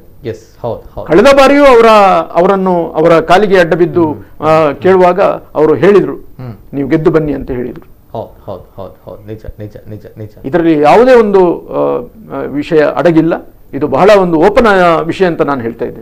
ನಿಜ. ನಳಿನ್ ಕುಮಾರ್ ಕಟೀಲ್ ಅವರು ಪ್ರತಿ ಚುನಾವಣೆ ಬಂದಾಗ ಜನಾರ್ದನ ಪೂಜಾರಿಯವರ ಆಶೀರ್ವಾದವನ್ನು ಪಡೆದುಕೊಳ್ತಾರೆ. ಜೊತೆಗೆ ಕುದ್ರೋಳಿ ಶ್ರೀ ಗೋಕರ್ಣಾಂತೇಶ್ವರ ಕ್ಷೇತ್ರದಿಂದ ಅವರ ಮತ ಪ್ರಚಾರ ಕೆಲಸ ಕಾರ್ಯಕ್ರಮಗಳು ಶುರುವಾಗುತ್ತೆ ಅನ್ನುವಂಥದ್ದು. ಅದೇ ರೀತಿ ರಾಮದಾಸ್ ಬಂಟ್ವಾಳ ಅವರು, ನಾವು ನಳಿನ್ ಕುಮಾರ್ ಕಟೀಲ್ ಅವರಲ್ಲಿ ಗಮನಿಸಿರುವಂತಹ ವಿಚಾರಗಳು ಅಂತ ಬಂದಾಗ ನಿಷ್ಠಾವಂತ ಕಾರ್ಯಕರ್ತರ ಜೊತೆಗೆ ಅವರು ಮಹಾನ್ ದೈವ ಭಕ್ತರು ಅನ್ನುವಂಥದ್ದು ಗಮನಿಸಿದ್ದೀರಾ? ಅಂದ್ರೆ ದೇವರ ಬಗ್ಗೆ ತುಂಬಾನೇ ಏನು ಆಧ್ಯಾತ್ಮದ ಬಗ್ಗೆ ಜೊತೆಗೆ ದೇವರ ಬಗ್ಗೆ ಭಕ್ತಿ ತುಂಬಾನೇ ಜಾಸ್ತಿ ಇದೆ ಅನ್ನುವಂತಹ ವಿಚಾರ ಏನ್ ಹೇಳ್ತಾರೆ? ಅವರು ಕಟೀಲಿನ ಶ್ರೀ ದುರ್ಗಾ ಪರಮೇಶ್ವರಿಯ ಪರಮ ಭಕ್ತ. ಎಸ್. ಊರಲ್ಲಿರುವಾಗ ಬೆಳಿಗ್ಗೆ 5 ಗಂಟೆಗೆ ಕಟೀಲು ಶ್ರೀ ದುರ್ಗಾ ಪರಮೇಶ್ವರಿ ದೇವಸ್ಥಾನಕ್ಕೆ ಭೇಟಿ ಕೊಟ್ಟೆ ಅವರ ಕೆಲಸ ಕಾರ್ಯಗಳನ್ನು ಮಾಡೋದು. ನೀವು ನಾನು ಹೇಳುವುದನ್ನು ಗಮನಿಸಬೇಕು. ಬೆಳಿಗ್ಗೆ 5 ಗಂಟೆಗೆ ಎದ್ದು ತಯಾರಾಗಿರ್ತಾರೆ. ಸುಮಾರು 4 ಗಂಟೆಗೆ ಹೇಳ್ತಾರೆ ಅವರು ಪ್ರತಿ ದಿವಸ. ಎದ್ದು 5 ಗಂಟೆಗೆ ಎದ್ದು ದೇವಸ್ಥಾನ ಭೇಟಿಯ ನಂತರವೇ ಬಾಕಿ ಎಲ್ಲ ಕೆಲಸ ಕಾರ್ಯಗಳನ್ನು ಮಾಡ್ತಾ ಇದ್ದಾರೆ. ದೈವ ಭಕ್ತ ಅಂತ ಹೇಳಿದ್ರೆ ಪರಮ ದೈವ ಭಕ್ತ ಮತ್ತು ಪೂರ್ಣವಾಗಿ ಸಸ್ಯಾಹಾರಿ ಅವರು. ಪೂರ್ಣವಾಗಿ ಅದು ಆ ರೀತಿಯಾಗಿ ಮತ್ತು ಹಲವಾರು ದೇವಸ್ಥಾನಗಳ ಒಂದು ಜೀರ್ಣೋದ್ಧಾರ ಕಾರ್ಯವನ್ನು ಅವರ ಸ್ವತಃ ಕೈಯಲ್ಲಿ ಮಾಡಿದ್ದಾರೆ. ಬ್ರಹ್ಮಕಲಶೋತ್ಸವಗಳನ್ನು ಮಾಡಿದ್ದಾರೆ. ಕಟೀಲಿನ ಬ್ರಹ್ಮಕಲಶೋತ್ಸವ ಕೂಡ ಇವರ ನೇತೃತ್ವದಲ್ಲಿ ಆಗಿದೆ. ಮತ್ತು ಹಲವಾರು ಯಾಗಗಳನ್ನ, ಅತ್ಯಂತ ವಿಶಿಷ್ಟವಾದಂತಹ ಅತ್ಯಂತ ಅಪರೂಪದ ಯಾಗಗಳನ್ನ ದಕ್ಷಿಣ ಕನ್ನಡ ಜಿಲ್ಲೆಯಲ್ಲಿ ಮಾಡಿದಂತವ್ರು ನಳಿನ್ ಕುಮಾರ್ ಕಟೀಲ್ ಅವರು. ಅವಾಗ ಅವರು ರಾಜ್ಯಾಧ್ಯಕ್ಷರಾಗಿರ್ಲಿಲ್ಲ, ಸಂಸದರಾಗಿರ್ಲಿಲ್ಲ, ಜಿಲ್ಲೆಯ ಪ್ರಧಾನ ಕಾರ್ಯದರ್ಶಿಯಾಗಿ ಸುಮಾರು 5-6 ವರ್ಷಗಳ ಕಾಲ ಇಡೀ ಜಿಲ್ಲಾದ್ಯಂತ ಓಡಾಟವನ್ನ ಮಾಡಿ ಎಲ್ಲ ಕಡೆಗಳಲ್ಲಿ ಸಂಪರ್ಕವನ್ನು ಮಾಡಿದ್ದಾರೆ. ಎಲ್ಲ ದೇವಸ್ಥಾನಗಳ ಆಗು ಹೋಗುಗಳ ಬಗ್ಗೆ ಪೂರ್ಣವಾದಂತಹ ಚಿತ್ರಣ ಇತ್ತು ಅವರದ್ದು ದಕ್ಷಿಣ ಕನ್ನಡ ಜಿಲ್ಲೆಯಲ್ಲಿ. ಹಾಗೆ ಸೌತ್ರಾಮಣಿ ಗವಾಮಯನ ಯಾಗ ಎನ್ನುವಂತಹ ಅತ್ಯಂತ ವಿಶಿಷ್ಟವಾದಂತಹ ಅತ್ಯಂತ ಅಪೂರ್ವವಾದ ಯಾಗವನ್ನು ಪಾವಂಜೆಯಲ್ಲಿ ಮಾಡಿದ್ರು. ಬೇರೆ ಬೇರೆ ಯಾಗಗಳನ್ನು ನಾನು ಒಂದನ್ನು ಉಲ್ಲೇಖ ಮಾಡಿದೆ. ಇಂತಹ ಹಲವಾರು ಯಾಗಗಳನ್ನ ಮಾಡಿದ್ರು. ಹಾಗಾಗಿ ದೈವ ಭಕ್ತಿ ಅವರಿಗೆ ರಕ್ತಗತವಾಗಿ ಬಂದಿದೆ. ಅವರ ತಂದೆ ತಾಯಿಯಿಂದಲೇ ದೈವ ಭಕ್ತಿ ಬಂದಿದೆ. ಅವರು ಅದನ್ನ ಬೆಳೆಸಿಕೊಂಡು ಬಂದ್ರು ಮತ್ತು ಕಟೀಲಿನ ಪರಮ ಭಕ್ತ. ಹಾಗಾಗಿ ದೇವರ ಒಂದು ಆಶೀರ್ವಾದ ಕೂಡ, ದೇವರ ಆಶೀರ್ವಾದ, ಜನರ ಆಶೀರ್ವಾದದೊಟ್ಟಿಗೆ ದೇವರ ಆಶೀರ್ವಾದ ಕೂಡ, ದೇವಿಯ ಆಶೀರ್ವಾದ ಕೂಡ ಅವರಿಗೆ ಇದೆ. ಇಲ್ಲದಿದ್ರೆ ಇಂಥ ಒಂದು ಸಣ್ಣ ವಯಸ್ಸಿನಿಂದ ಅವರು ಇಷ್ಟು ದೊಡ್ಡದಾದಂತ ಜವಾಬ್ದಾರಿಯನ್ನು ವಹಿಸಿಕೊಳ್ಳಿಕ್ಕೆ ಯೋಗ್ಯತೆಯೊಟ್ಟಿಗೆ ಯೋಗವೂ ಬೇಕು, ಅದರೊಟ್ಟಿಗೆ ದೇವರ ಆಶೀರ್ವಾದ ಕೂಡ ಬೇಕು. ಹಾಗಾಗಿ ಕಾರ್ಯಕರ್ತರ ಇದಕ್ಕೆ ಬಂದಾಗಲೂ ವಜ್ರಾದಪಿ ಕಠೋರಾಣಿ ಕುಸುಮಾದಪಿ ಮೃದುನಾ ಅಂತ ಹೇಳಿದಾಗೆ ಒಳ್ಳೆಯ ಕೆಲಸವನ್ನ ಮಾಡಿದಂತವನ ಬೆನ್ನಿಗೆ ನಿಂತು ಶತಾಯಗತಾಯ ಅವನನ್ನು ರಕ್ಷಿಸುವಂತ ಕೆಲಸವನ್ನು ಅವ್ರು ಮಾಡ್ತಾರೆ. ಯಾರಾದ್ರೂ ಪಕ್ಷ ಸಂಘಟನೆಗೆ ವಿರೋಧವನ್ನು ಮಾಡಿದ್ರು, ಪಕ್ಷಕ್ಕೆ ತೊಂದರೆ ಉಂಟು ಮಾಡುವಂತ ಕೆಲಸವನ್ನು ಮಾಡಿದ್ರೆ ಅವರನ್ನ ಕಡಾಖಂಡಿತವಾಗಿ ವಿರೋಧಿಸುವಂತ, ಅವರನ್ನ ದೂರ ಇಡುವಂತ ಕೆಲಸವನ್ನ ಸನ್ಮಾನ್ಯ ನಳಿನ್ ಕುಮಾರ್ ಕಟೀಲ್ ಅವರು ಮಾಡಿದ್ದಾರೆ, ಮಾಡ್ತಾ ಇದ್ದಾರೆ. ಹಾಗಾಗಿ ಕಾರ್ಯಕರ್ತರಿಗೆ ನಮ್ಗೆಲ್ಲರಿಗೂ ಹೆಮ್ಮೆ. ಒಬ್ಬ ಕಾರ್ಯಕರ್ತ ಸಾಮಾನ್ಯ ಸ್ವಯಂ ಸೇವಕನಾಗಿದ್ದವಂತವನು ಇವತ್ತು ರಾಜ್ಯಾಧ್ಯಕ್ಷ ಸ್ಥಾನಕ್ಕೆ ಏರಿ ನಮ್ಮ ಅಂತ ಕಾರ್ಯಕರ್ತರನ್ನ ಬೆಳೆಸುವ ದೃಷ್ಟಿಯಿಂದ, ಈಗಾಗಲೇ ಭರಶೆಟ್ಟಿ ಅವರು ಹೇಳಿದ್ರು ಒಂದು ಯುವ ಕಾರ್ಯಕರ್ತರನ್ನು ಯಾವ ರೀತಿ ಬೆಳೆಸ್ತಾರೆ ಅಂತೇಳಿ. ಯುವ ಕಾರ್ಯಕರ್ತರಿಗೆ ಎಲ್ಲ ರೀತಿಯ ಅವಕಾಶಗಳನ್ನ ಮಾಡಿಕೊಡ್ತಾರೆ. ಅವರು ಬೆಳೆಯುವಂತ ದೃಷ್ಟಿಯಿಂದ ಎಲ್ಲ ರೀತಿಯ ಅವಕಾಶವನ್ನು ಮಾಡಿಕೊಡ್ತಾರೆ, ಅವರನ್ನು ಬೆಳೆಸ್ತಾರೆ. ಬೆಳೆಸಿ ಒಂದು ರಾಷ್ಟ್ರ ಕಾರ್ಯಕ್ಕೆ ಅವರನ್ನ ಧುಮುಕುವ ರೀತಿಯಲ್ಲಿ ಅವರನ್ನ ಸಜ್ಜುಗೊಳಿಸುವಂತ ಒಂದು ಒಳ್ಳೆಯ ಅಪರೂಪದ ಗುಣ. ಓರ್ವ ದೈವ ಭಕ್ತ, ಅತ್ಯಂತ ಮೃದು ಮನಸ್ಸಿನ. ನಮಗೆ ಗೊತ್ತಿರುವ ಹಾಗೆ ಮಗುವಿನ ಇವರು ನೀವು ಸರ್ಕಿಟ್ ಹೌಸ್ ಅಲ್ಲಿ ಅವರ ಇದರಲ್ಲಿ ಪ್ರವಾಸಿ ಬಂಗ್ಲೆಯಲ್ಲಿ ಹೋಗಿ ಕೂತ್ರೆ ಅವರು ಪುರುಸೋತಿದ್ರೆ ನಮ್ಮೊಟ್ಟಿಗೆ ಬಹಳ ಉಭಯ ಕುಶಲೋಪರಿ, ತುಂಬಾ ಲೋಕಾಭಿರಾಮವಾಗಿ ಕಾರ್ಯಕರ್ತರ ಹತ್ರ ತುಂಬಾ ಒಳ್ಳೆ ರೀತಿಯಲ್ಲಿ ಅತ್ಯಂತ ಆತ್ಮೀಯ ಗೆಳೆಯನ ರೀತಿಯಲ್ಲಿ ಅವ್ರು ಮಾತಾಡ್ತಾರೆ. ಮತ್ತೆ ಸಂಘಟನೆ ಕೆಲಸ ಬರುವಾಗ ಏನಾದ್ರೂ ತೊಂದರೆಗಳಾದ್ರೆ ಅಷ್ಟೇ ಕಠೋರವಾಗಿ ಅವರನ್ನ ಅವರ ಮಾತನ್ನ ಹೇಳುವಂತ ಕೆಲಸವನ್ನು ಕೂಡ ಮಾಡ್ತಾರೆ. ಇಂಥ ಒಳ್ಳೆಯ ಗುಣಗಳು ಇದು ಎರಡು ಕೂಡ ಈ ಸಂಘಟನೆಯನ್ನು ಬೆಳೆಸುವ ದೃಷ್ಟಿಯಿಂದ ಅತ್ಯಂತ ಪ್ರಮುಖವಾದಂತಹ ಗುಣಗಳು. ಯಾರು ಒಳ್ಳೆಯ ಕಾರ್ಯಕರ್ತರನ್ನ, ಸಜ್ಜನರನ್ನ ಬೆಳೆಸುವಂತ ದೃಷ್ಟಿಯಿಂದ, ಯಾರ್ಯಾರು ತೊಂದರೆ ಮಾಡ್ತಾರೆ ಅವರನ್ನ ಸರಿಯಾಗಿ ಅವರನ್ನ ಸರಿದಾರಿಗೆ ತರುವಂತದ್ದು, ಅವರಿಗೆ ಮನಸ್ಸಿಗೆ ಸರಿಯಾಗಿ ಹೇಳಿ ಅವರು ಒಂದು ವೇಳೆ ಸರಿಯಾದ್ರೆ ಬಾರಿ ಒಳ್ಳೆ ರೀತಿಯನ್ನು ಸ್ವೀಕಾರ ಮಾಡ್ತಾರೆ. ಮಾಡದಿದ್ರೆ ಅದಕ್ಕೆ ಬೇಕಾದಂತ ವ್ಯವಸ್ಥೆ ಅಂದ್ರೆ ಪಕ್ಷದಲ್ಲಿ ಯಾವ ರೀತಿ ಅವರನ್ನ ನಿರ್ವಹಿಸಬೇಕೆನ್ನುವ ದೃಷ್ಟಿಯಿಂದ ಅವರು ಒಳ್ಳೆಯ ಮುತ್ಸದ್ದಿಯ ರೀತಿಯಲ್ಲಿ ಕೆಲಸ ಕಾರ್ಯಗಳನ್ನು ಮಾಡ್ತಾರೆ. ತುಂಬಾ ಬ್ರಾಡ್ ಮೈಂಡೆಡ್, ತುಂಬಾ ಕ್ಯಾಲ್ಕುಲೇಟೆಡ್, ಅಂದ್ರೆ ಒಂದು ಯೋಜನಾಬದ್ಧವಾಗಿ ಕೆಲಸ ಮಾಡುವಂತ ಅವರು ವ್ಯಕ್ತಿ ನಳಿನ್ ಕುಮಾರ್ ಕಟೀಲ್. ಜೊತೆಗೆ ಸರ್ ಈ ಸಂದರ್ಭಗಳಲ್ಲಿ ಮಾತನಾಡಿದಾಗ ರಾಮದಾಸ್ ಭಟ್ ಅವರು ಹೇಳಿದ ಹಾಗೆ, ಎಸ್, ಕಟೀಲು ದೇವಿಯ ನಮ್ಮ ತುಳುನಾಡಿನ ಕರಾವಳಿಯ ಪ್ರಸಿದ್ಧ ದೇವರು. ಪ್ರತಿಯೊಬ್ರು ಕಷ್ಟ ಅಂತ ಬಂದಾಗ ಕಟೀಲು ದೇವರ ಮೊರೆ ಹೋಗ್ತಾರೆ. ಕಟೀಲು ದೇವಿಯ ಪರಮ ಭಕ್ತ. ಹಾಗಾಗಿ ನಳಿನ್ ಕುಮಾರ್ ಕಟೀಲ್ ಅನ್ನುವಂತಹ ಹೆಸರೇ ಇದೆ, ಅವರ ಒಂದು ಹೆಸರಿನಲ್ಲೇ ಇದೆ ಆ ಕಟೀಲು ದೇವಿಯ ಹೆಸರು. ಹಾಗಾಗಿ ಮತ್ತೊಮ್ಮೆ ಆ ದೇವಿಯ ಆಶೀರ್ವಾದ, ಯೋಗ, ಭಾಗ್ಯ ಎಲ್ಲವೂ ಕೂಡ ನಳಿನ್ ಕುಮಾರ್ ಕಟೀಲ್ ಅವರಿಗೆ ಸಿಕ್ಕಿದೆ ಅನ್ನುವಂಥದ್ದು. ಹಾಗಾಗಿ ಅತಿ ಕಿರಿಯ ವಯಸ್ಸಿನಲ್ಲಿ ಒಂದು ಉನ್ನತ ಹುದ್ದೆಯನ್ನ ಅವರು ಅಲಂಕರಿಸಿದ್ದಾರೆ. ಜೊತೆಗೆ ಸತತ 3ನೇ ಬಾರಿ ಗೆದ್ದು ನಮ್ಮ ದಕ್ಷಿಣ ಕನ್ನಡ ಜಿಲ್ಲೆಯ ಸಂಸದರಾಗಿದ್ದಾರೆ. ಜೊತೆಗೆ ಒಳ್ಳೆಯ ಕೆಲಸಗಳನ್ನ ಮಾಡ್ತಾ ಇದ್ದಾರೆ ಅನ್ನುವಂಥದ್ದು. ಎಸ್ ಸರ್, ಅದೇ ಮಾತಾಡಬೇಕು. ನಮ್ಮ ಜೊತೆ ದೂರವಾಣಿ ಸಂಪರ್ಕದಲ್ಲಿ ಇದೀಗ ಶಾಸಕರು ರಘುಪತಿ ಭಟ್ ಅವರಿದ್ದಾರೆ. ಉಡುಪಿ ಶಾಸಕರಾಗಿರುವಂತಹ ರಘುಪತಿ ಭಟ್ ಅವರು. ರಘುಪತಿ ಭಟ್ ಅವರು ನಮಸ್ತೆ ಸರ್. ನಮಸ್ತೆ. ನಮಸ್ತೆ. ಸದ್ಯ ನಳಿನ್ ಕುಮಾರ್ ಕಟೀಲ್ ಅವರು ಬಿಜೆಪಿ ರಾಜ್ಯಾಧ್ಯಕ್ಷರಾಗಿ 2 ವರ್ಷವನ್ನ ಪೂರೈಕೆ ಮಾಡಿರುವಂತದ್ದು, ಯಶಸ್ವಿಯಾಗಿ ಪೂರೈಸಿದ್ದಾರೆ ಅನ್ನುವಂಥದ್ದು. ಶಾಸಕರು ರಘುಪತಿ ಭಟ್ ಏನ್ ಹೇಳಲಿಕ್ಕೆ ಇಷ್ಟಪಡ್ತೀರಾ ಸರ್ ಈ ಸಂದರ್ಭ? First reaction sir. Nalin Kumar ಕಟೀಲ್ರು ರಾಜ್ಯಾಧ್ಯಕ್ಷರಾಗಿ ಉತ್ತಮ ಸಂಘಟನೆಗೆ ಒಂದು ಬಲ ಕೊಟ್ಟಿದ್ದಾರೆ. ಒಂದು ಕಡೆಯಿಂದ ರಾಜ್ಯದಲ್ಲಿ ಬಿಜೆಪಿಯ ಸರ್ಕಾರ ಇರುವಾಗ ಕೇವಲ ಸರ್ಕಾರ ಮಾತ್ರ ಅಲ್ಲ, ಸರ್ಕಾರ ಮತ್ತು ಪಕ್ಷದ ಮಧ್ಯೆ ಒಂದು ಸೇತುವೆಯಾಗಿ ಒಂದು ಕಾರ್ಯಕರ್ತರ ಒಂದು ಭಾವನೆಗಳಿಗೆ ಸ್ಪಂದಿಸ್ತಾ ಸಂಘಟನೆಯನ್ನ ಬಲಪಡಿಸಿ ಬಿಜೆಪಿಯನ್ನ ಇಡೀ ರಾಜ್ಯಾದ್ಯಂತ ಇವತ್ತು ಬಲಪಡಿಸಿ ಮುಂದಿನ ವಿಧಾನಸಭಾ ಚುನಾವಣೆಯಲ್ಲಿ 150 ಸ್ಥಾನಗಳನ್ನು ಗೆಲ್ಲುವಂತ ಒಂದು ಪರಿಸ್ಥಿತಿಯನ್ನ ತಂದಿಟ್ಟಿದ್ದಾರೆ. ಹಾಗಾಗಿ ಮತ್ತವರು ಬಾಲ್ಯದಿಂದ ಸ್ವಯಂ ಸೇವಕರು ಮತ್ತು ಸಂಘಟನೆ ಅನುಭವ ಇರುವ ಸಂಘಟನಾ ಕಾರ್ಯದರ್ಶಿಯಾಗಿ ಕೆಲಸ ಮಾಡಿದವರು ದಕ್ಷಿಣ ಕನ್ನಡ ಜಿಲ್ಲೆ. ಆ ಅನುಭವವನ್ನ ಇಟ್ಕೊಂಡು ಪಕ್ಷವನ್ನ ಬಲವಾಗಿ ಸಂಘಟನೆ ಮಾಡಿದ್ದಾರೆ. ಈಗ 2 ವರ್ಷ ಆದ ಸಂದರ್ಭದಲ್ಲಿ ನಾನು ಅವರಿಗೆ ವಿಶೇಷವಾದ ಅಭಿನಂದನೆ ಸಲ್ಲಿಸ್ತೇನೆ. ಮುಂದೆ ಅವರ ಅಧ್ಯಕ್ಷತೆಯಲ್ಲೇ ನಮ್ಮ ರಾಜ್ಯದಲ್ಲಿ ಮತ್ತೊಮ್ಮೆ ವಿಧಾನಸಭೆಯಲ್ಲಿ ಅತ್ಯಂತ ಬಹುಮತದಲ್ಲಿ ಬಿಜೆಪಿ ಮತ್ತೊಮ್ಮೆ ಸರ್ಕಾರ ಮಾಡುವಂತ ದಿನಗಳು ಬರಲಿ ಅಂತ ನಾನು ಹಾರೈಸ್ತೇನೆ. ಓಕೆ ಶಾಸಕರ ಜೊತೆಗೆ ಇನ್ನೊಂದು ಮಾತು ಅಂದ್ರೆ ನಳಿನ್ ಕುಮಾರ್ ಕಟೀಲ್ ಅವರು ಕಿರಿಯ ವಯಸ್ಸಿನಲ್ಲಿ ಬಿಜೆಪಿ ಅನ್ನುವಂತಹ ರಾಷ್ಟ್ರದ ಜೊತೆಗೆ ರಾಜ್ಯದ ಪ್ರಬಲ ಪಕ್ಷದ ರಾಜ್ಯಾಧ್ಯಕ್ಷರಾಗ್ತಾರೆ ಅಂತ ಬಂದಾಗ ತಾವು ಹಿರಿಯರಿದ್ದೀರಾ ನಳಿನ್ ಕುಮಾರ್ ಕಟೀಲ್ ಅವರಿಗಿಂತ, ತಾವು ಈ ಹಿಂದೆಯೂ ಕೂಡ ನಳಿನ್ ಕುಮಾರ್ ಕಟೀಲ್ ಅವರನ್ನು ನೋಡಿದವರು. ಈ ಒಂದು ವಿಚಾರದಲ್ಲಿ ಗಮನಿಸಿದಾಗ ಅತಿ ಕಿರಿಯ ವಯಸ್ಸಿನ ವ್ಯಕ್ತಿ ರಾಜ್ಯಾಧ್ಯಕ್ಷರಾಗಿ ಯಶಸ್ವಿಯಾಗಿರುವಂತಹ ಒಂದು ಕೆಲಸ ಕಾರ್ಯಗಳನ್ನು ಮಾಡ್ತಾರೆ ಅಂತ ಬಂದಾಗ ಹಿ ಸಮಥಿಂಗ್ ಡಿಫ್ರೆಂಟ್ ಅನ್ನುವಂತಹ ವಿಚಾರ ಬರುತ್ತೆ. ರಘುಪತಿ ಭಟ್ ಅವರು ನೋಡಿದಾಗೆ ನಳಿನ್ ಕುಮಾರ್ ಕಟೀಲ್ ಅವರು ವೈ ಹಿ ಇಸ್ ಡಿಫ್ರೆಂಟ್ ಅನ್ನುವಂತಹ ವಿಚಾರ ನೋಡಿ. ಭಾರತೀಯ ಜನತಾ ಪಕ್ಷಕ್ಕೆ ಅದೇ ವೈಶಿಷ್ಟ್ಯ ಏನು ಅಂದ್ರೆ ಯಾರ ಹತ್ರ ಸಾಮರ್ಥ್ಯ ಇದೆ ಅದನ್ನ ಗುರುತಿಸಿ ಅವರನ್ನ ಮೇಲ್ ತರುವಂತ ಕೆಲಸವನ್ನ ಪಕ್ಷ ಮಾಡ್ತದೆ. ಈಗ ನಳಿನ್ ಕುಮಾರ್ ಕಟೀಲ್ ಯಾವುದೇ ಬಹಳ ದೊಡ್ಡ ಹಿನ್ನೆಲೆ ಇದ್ದವರಲ್ಲ, ರಾಜಕೀಯ ಹಿನ್ನೆಲೆ ಇದ್ದು ಬಂದವರಲ್ವಾ, ಬಹಳ ಹಣಕಾಸಿನ ಒಂದು ಬಲ ಇದ್ದವರು ಅಲ್ಲ. ಕೇವಲ ಒಬ್ಬ ಸಂಘದ ಸ್ವಯಂ ಸೇವಕರಾಗಿ ಕೆಲಸ ಮಾಡ್ತಾ ಇದ್ದವರು, ಪೂರ್ಣಾವಧಿ ಕಾರ್ಯಕರ್ತರಾಗಿದ್ದರು. ಪ್ರಪ್ರಥಮ ಬಾರಿಗೆ ಜಿಲ್ಲೆಯ ಕಾರ್ಯದರ್ಶಿಯಾಗಿ ಆಯ್ಕೆ ಆಗ್ತಾರೆ. ಆಯ್ಕೆ ಆದಾಗ ಅವರ ಒಂದು ಕೆಲಸದ ಒಂದು ಸಾಮರ್ಥ್ಯವನ್ನ ನೋಡಿ ಅವರಿಗೆ ಮುಂದೆ MP ಟಿಕೆಟ್ ಅನ್ನ ಕೊಟ್ಟು MP ಮಾಡಿ, ಆಮೇಲೆ MP ಅವರ ಒಂದು ಕೆಲಸವನ್ನ ನೋಡಿ ಇವತ್ತು ಸಂಘಟನೆ ಆಧಾರದ ಮೇಲೆ ರಾಜ್ಯಾಧ್ಯಕ್ಷ ಮಾಡಿದ್ದಾರೆ.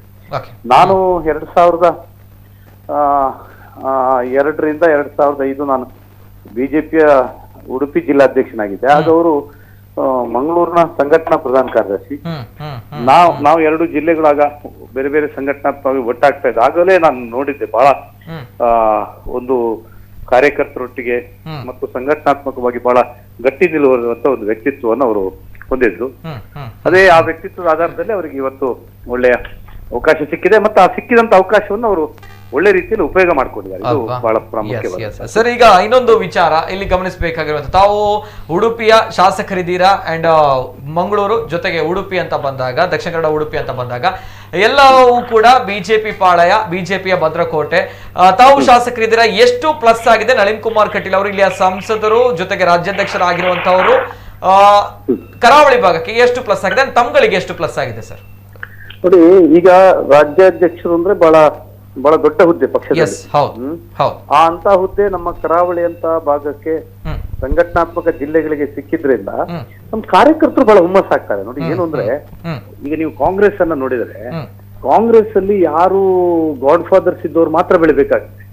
ಈ ರೀತಿ ಒಬ್ಬ ಸಾಮಾನ್ಯ ಕಾರ್ಯಕರ್ತ ದೊಡ್ಡ ಹುದ್ದೆಗಳಿಗೆ ಬರ್ಲಿಕ್ಕಿಲ್ಲ. ನಮ್ಮ ಭಾರತೀಯ ಜನತಾ ಪಕ್ಷದಲ್ಲಿ ಇಂತ ಸಾವಿರಾರು ಉದಾಹರಣೆಗಳನ್ನ ಕೊಡ್ಬೋದಿತ್ತು. ನಮ್ಮ ಪ್ರಧಾನಮಂತ್ರಿಯಿಂದ ಹಿಡಿದು ನಮ್ಮ ಈಗ MLCಗಳು ಆದಂತಹದ್ದನ್ನ ನಾವು ನೋಡಿದ್ರೆ ಎಲ್ಲದರಲ್ಲೂ ಸಾಮರ್ಥ್ಯದ ಆಧಾರದಲ್ಲಿ ಸಾಮಾನ್ಯರಿಂದ ಸಾಮಾನ್ಯರು ದೊಡ್ಡ ದೊಡ್ಡ ಹುದ್ದೆಗಳನ್ನ ನೋಡಿದೆ. ಆಗ ಏನಾಗ್ತದೆ, ಸಂಘಟನಾತ್ಮಕ ಜಿಲ್ಲೆಗಳಲ್ಲಿ ಕಾರ್ಯಕರ್ತರಿಗೊಂದು ವಿಶ್ವಾಸ ಮೂಡ್ತದೆ.